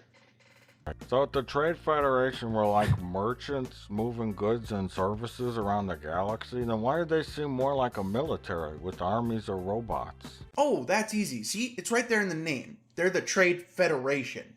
A federation is a system of governance where multiple states, in this case probably planets, adhere to a centralized government but maintain their independence. That makes the Trade Federation its own nation, with independent members that exist within the Republic, but also as their own separate entity. That means they're responsible for defending their member states, and it's safe to assume they're pretty wealthy, hence the... But an army? Droid army. Think of the Federation like the United Kingdom, and the Republic like the EU, except instead of a democratic vote to leave, the United Kingdom decided to run a blockade of Belgium, because they were unhappy about how the French were stealing all their fucking fish. However, if they were like a bureaucracy that was in charge of overseeing and regulating trade routes, you'd think they'd be happy about the whole new space taxes. No, you wouldn't. That would be really stupid. Why? Taxes go to the central government. The Trade Federation is being forced to pay taxes on their trade to the Republic. Do you really think that this is entertaining in a sci-fi fiction fantasy situation? 13 days is about arguing about a possibility of going to war, but people don't watch it as a popcorn movie. Are not receiving a tax revenue from Republic taxes. Since we know Palpatine is manipulating both sides, it's safe to infer that Naboo was either the faction or part of the faction that implemented the taxes. I already made this argument earlier. This point is stupid. They're losing money, they aren't happy, movie starts. It isn't that complicated. Well, why not just do it that way?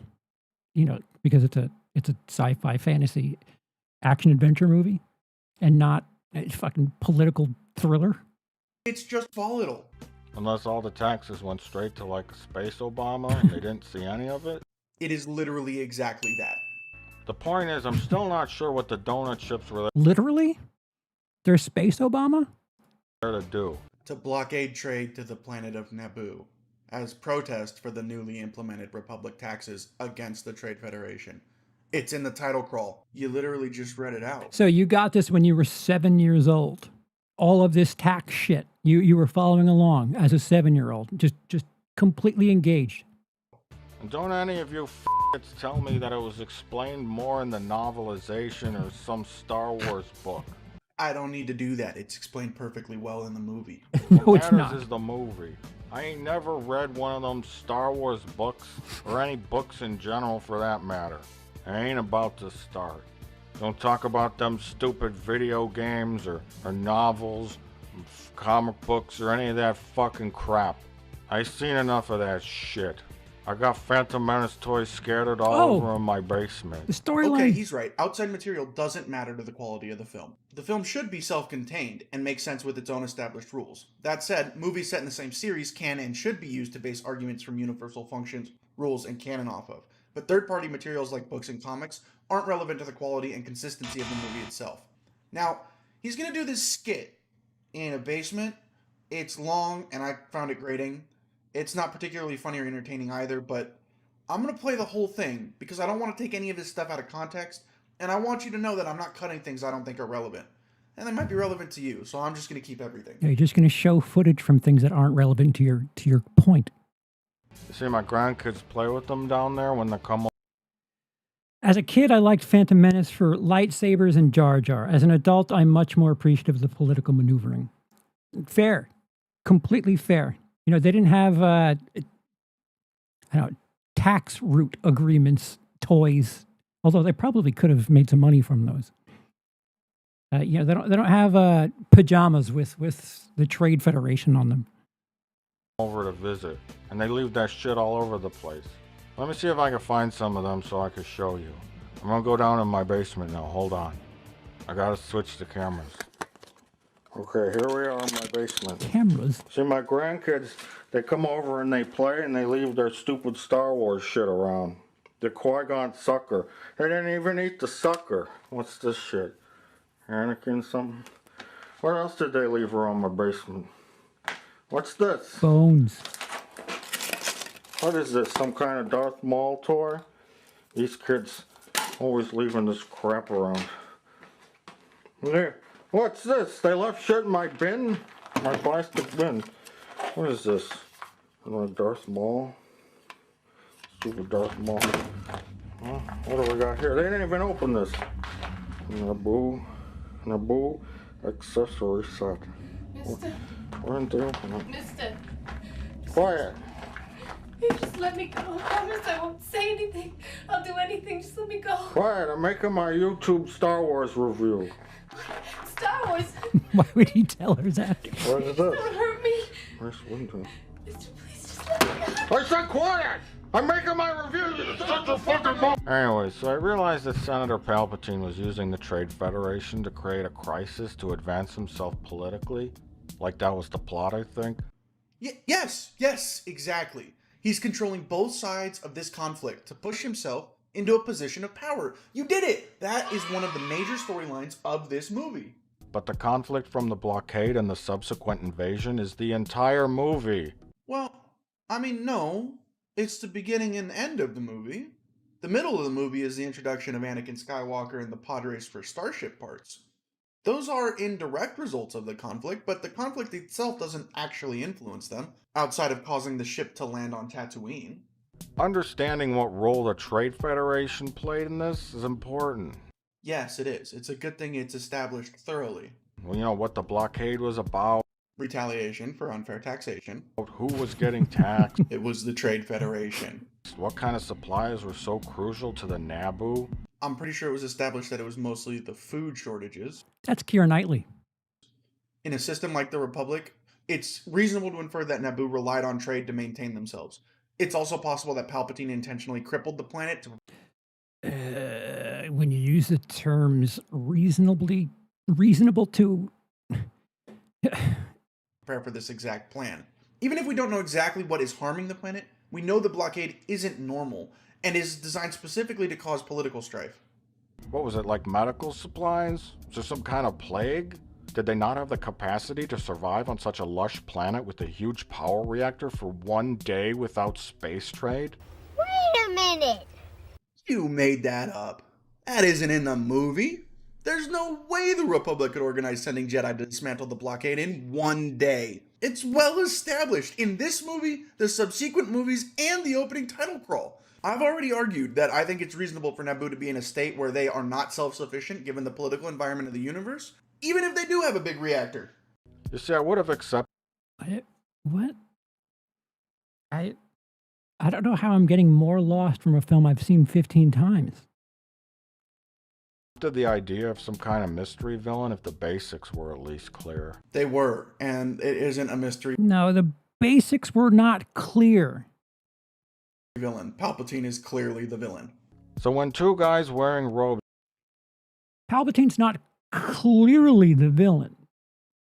If you're a 7-year-old kid, I don't know if you know that the guy who is keeping an eye on young Anakin is the hooded figure. come on board their ship Rosie the robot just assumes they are Jedi Knights and tells the Shatnerians. The ambassadors are Jedi Knights, I believe. Even though almost every single character wears robes in Star Wars. Then somehow this robot knows or thinks they're Jedi Knights. Yeah, Obi-Wan has a very distinct Padawan braid. The Jedi are widely recognized. How do you see that if he's How do you see that if he has a hood on? Even outside the Republic as the keepers of the peace of the galaxy, and they all wear Anakin recognizes that they have a lightsaber. Jedi ceremonial robes. They are unique to the other robes, as your clip clearly demonstrates. The Trade Federation also knows A brown robe is unique? So Jawas are part of the Jedi? that the Republic will not be happy with them and their actions, but they are doing it because they are being manipulated by a Sith Oh, look, they're wearing long robes too. Are they Jedi? Lord. They are more than likely expecting Jedi. Hey idiots, so much for the disguise. What gave you the impression they were trying to disguise themselves? Was it when they announced themselves as agents of the Republic? With all due respect, the ambassadors for the Supreme Chancellor wish to board immediately. Was it Obi-Wan's signature braid, marking him as a Padawan of the Jedi Order? He was hooded. He only took his hood off now. Or maybe when they sat patiently, obviously on security cameras, in their Jedi What? How is it obvious that they're security cameras? uniform, in a conference room waiting for their audience with Gunray. Even a protocol droid could sniff you out. Maybe it's not a disguise, but whatever. Oh, okay, my bad. He was joking again, guys. Pitchforks and torches down. Go home, nothing to see here. So the Shatnerians immediately inform this mystery guy. No, it's not a mystery. It's the soon-to-be Emperor Palpatine. He is pretty iconic in the Star Wars mythos. We don't You aren't know that. supposed to be guessing at who that is. We don't know that at that moment. It's the Grand Poobah of the Sith himself. And the film isn't hiding that from anyone. What is the Sith at this point? If you're watching episode 1, what the fuck is the Sith? As far as you're concerned, having 3 minutes of film watched. Who they're running this scam with? A guy. I think he might be missing the point. Lucas wanted to drop people in a world they didn't fully understand, similar to him watching movies set in feudal Japan. It's a creative choice. It is a choice. It looks like Satan. That Jedis are on the ship. And of course, so we can have an action scene, he tells them to kill the Jedi. Kill them immediately. Again, no. He doesn't tell them to kill the Jedi to have an action scene. I won't pretend like this isn't the Is that what you think? end result, but ordering the execution of the Jedi is incredibly useful for Palpatine. First, it rids the galaxy of 2 Jedi. Big win there already. Next, if the Jedi die, the Republic will be humiliated on a galactic scale, showing weakness in not only the strength of the Jedi, who couldn't even resolve this simple trade dispute, but also in the Chancellor, for not taking more decisive action to end the blockade without bloodshed. If the Jedi live, they come back to Republic space to report that the Trade Federation attempted to assassinate them without even meeting with them, escalating the conflict between the factions and allowing Palpatine to demonstrate the weakness of the Chancellor for allowing the situation to get out of hand. If the Jedi survive, flee to the planet, bring the Queen back before she is forced to sign a treaty legalizing the blockade formally, we get the plot of the movie. The only way to stop Palpatine at this point is for the Trade Federation to not follow instructions.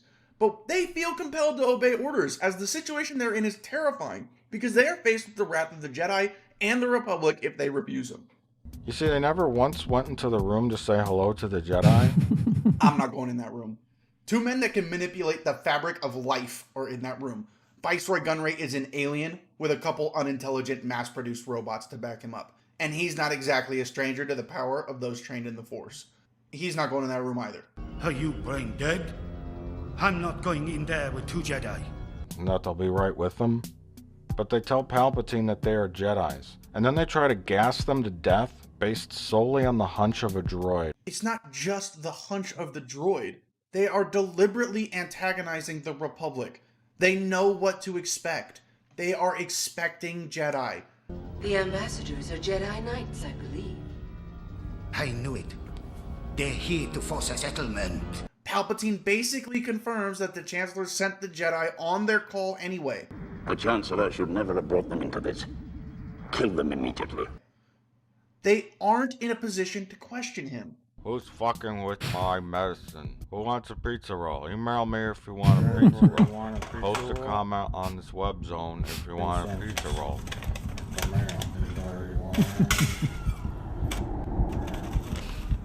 This is objectively funny. Putting pizza rolls in the mail.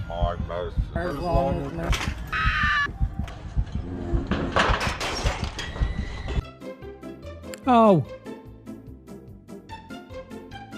Yeah, I don't know either. That's part 2, folks, and let me tell you, this has been another massive letdown.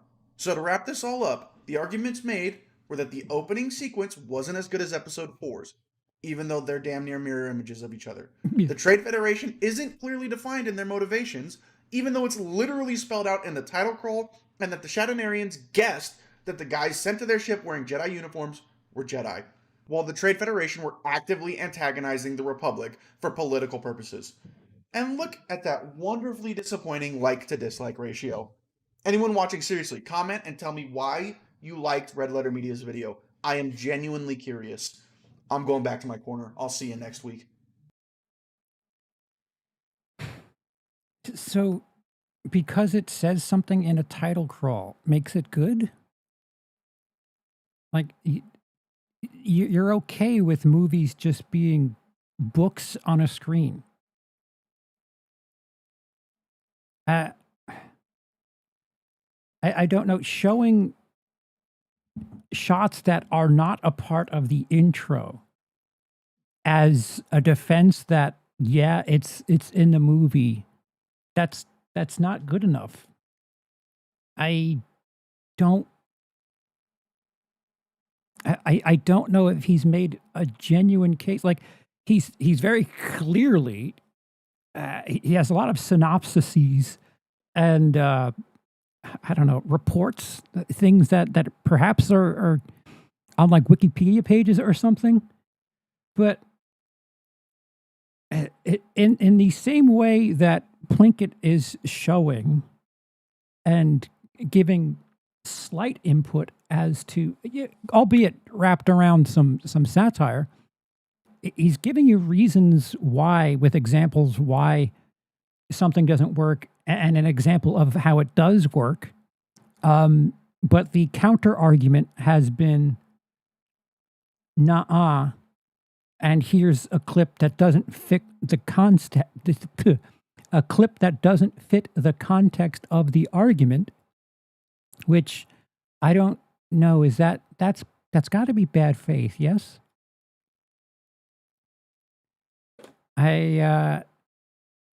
So 26 minutes times 2, I think, and I'm no closer to being convinced of anything.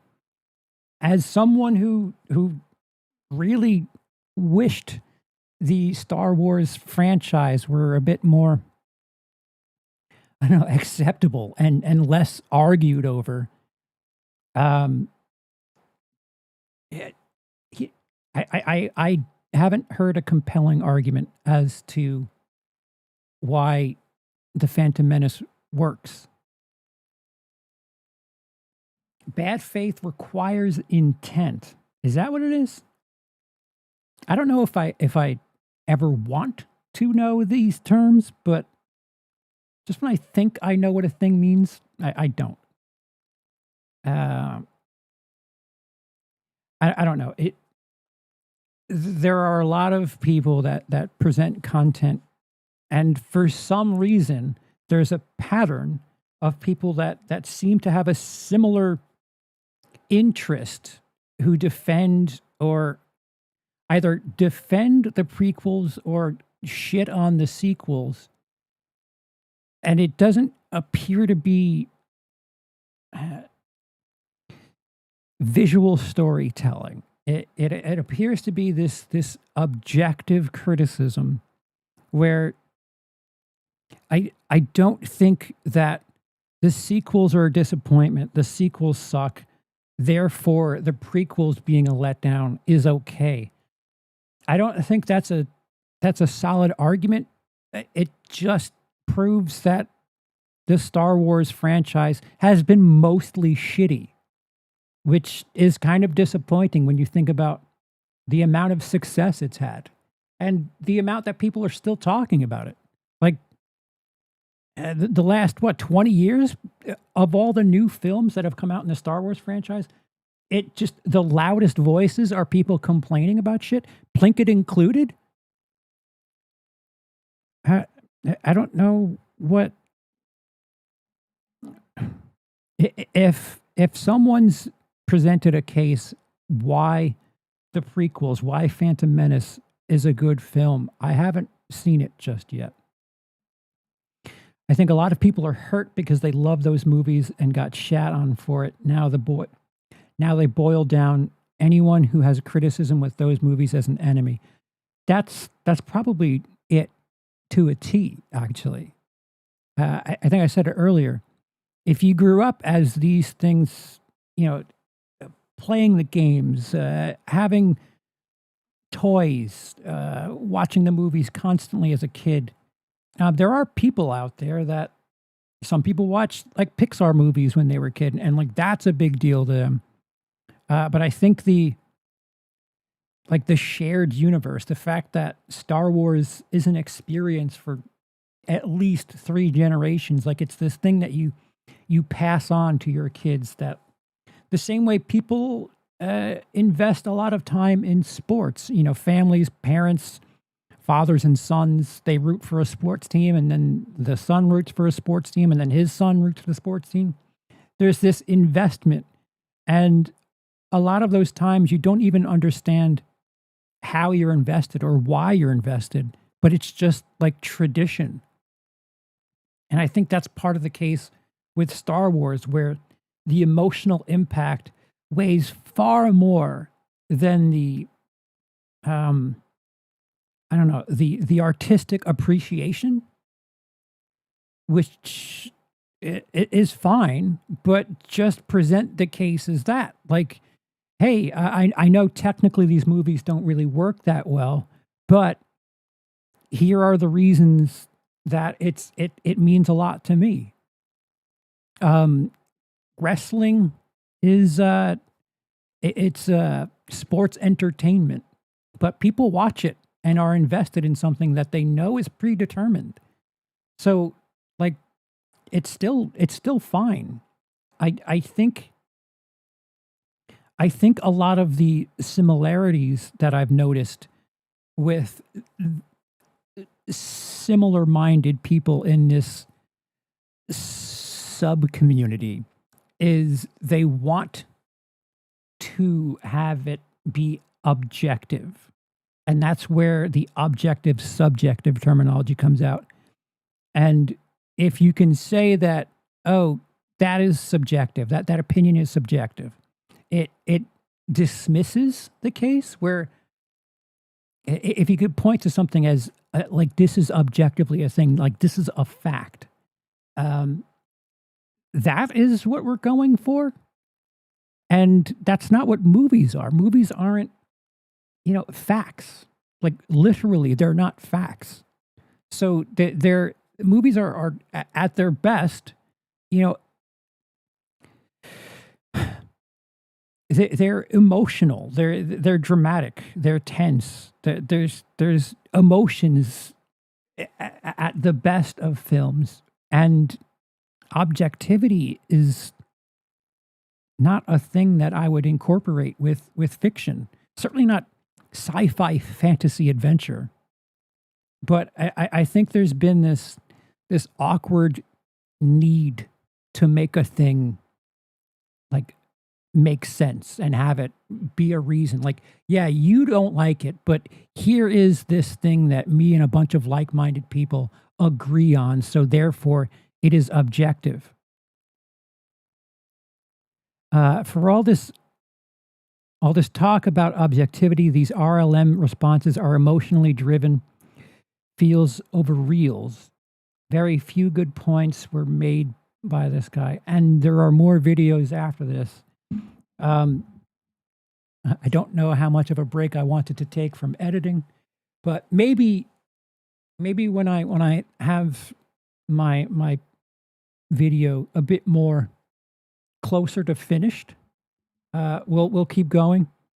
But as of right now, I don't buy what he's selling as far as the argument. Or actually, I don't even know what the argument is. Is that they're good, or is the argument that Plinkett sucks? Like,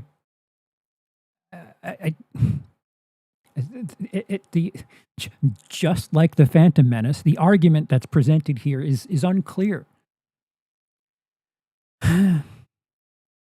We'll see what else the algorithm suggests for me after I accidentally watched the other video on the channel page, which kind of tweaked my algorithm. So now, I don't know, maybe I'll fall down that rabbit hole a bit further. But let me know down below what you thought. If there's something that you interpreted that maybe I missed, I'm open to hear it. Because if this is being presented as a debate, I would like to hear the cases clearly. I think it's a fool's errand to have debates over film, like, genuinely, because they are subjective. That is my subjective opinion, that films are subjective. So I'll touch base back with you. Let's see. When is the good question? It depends on how soon you see me again. I am up here now. If you see me within the next 3 or 4 days, I've been doing well with the editing. I don't think you're going to see me within the next 2 or 3 days. But most of the hard stuff is done. For those of you who want a time code count, we're looking at about 45 minutes at the moment. That was down from a total of 2 hours and a reshoot of a half an hour's worth of content. Audio unusable in that first chunk. And to go from an hour 20 to 45 minutes hurts. But it'll probably be around. At its shortest, 40 minutes. At its longest, 50 minutes. I don't know what the hell I would add to it, but thank you, everyone. It was fun having the input from everyone, and we will see you soon. At the latest, we'll see you the first day of June. And if that's the case, I've made a horrible mistake and fallen behind on some things. But let me know down below if there's someone that has defended the prequels and is a counter to the Plinkett arguments. Let me know. I'd like to hear that. Like, genuinely, as someone who likes a lot of Star Wars, I like the prequels. I like the original trilogy. I like some of the sequels. I think every single one of those trilogies has at least one gnarly portion. The Return of the Jedi is not the best. Attack of the Clones is not the best, and Rise of Skywalker, definitely not the best. But I will take the bad if it means inheriting the good. So I'm not trying to hate on any of it, but I'm not clouded by hate either. So I can hear someone's whatever. This has been far too long, and I have to recycle fluids at this point. We'll see you soon. I've been Charles. You haven't. Click like and other things.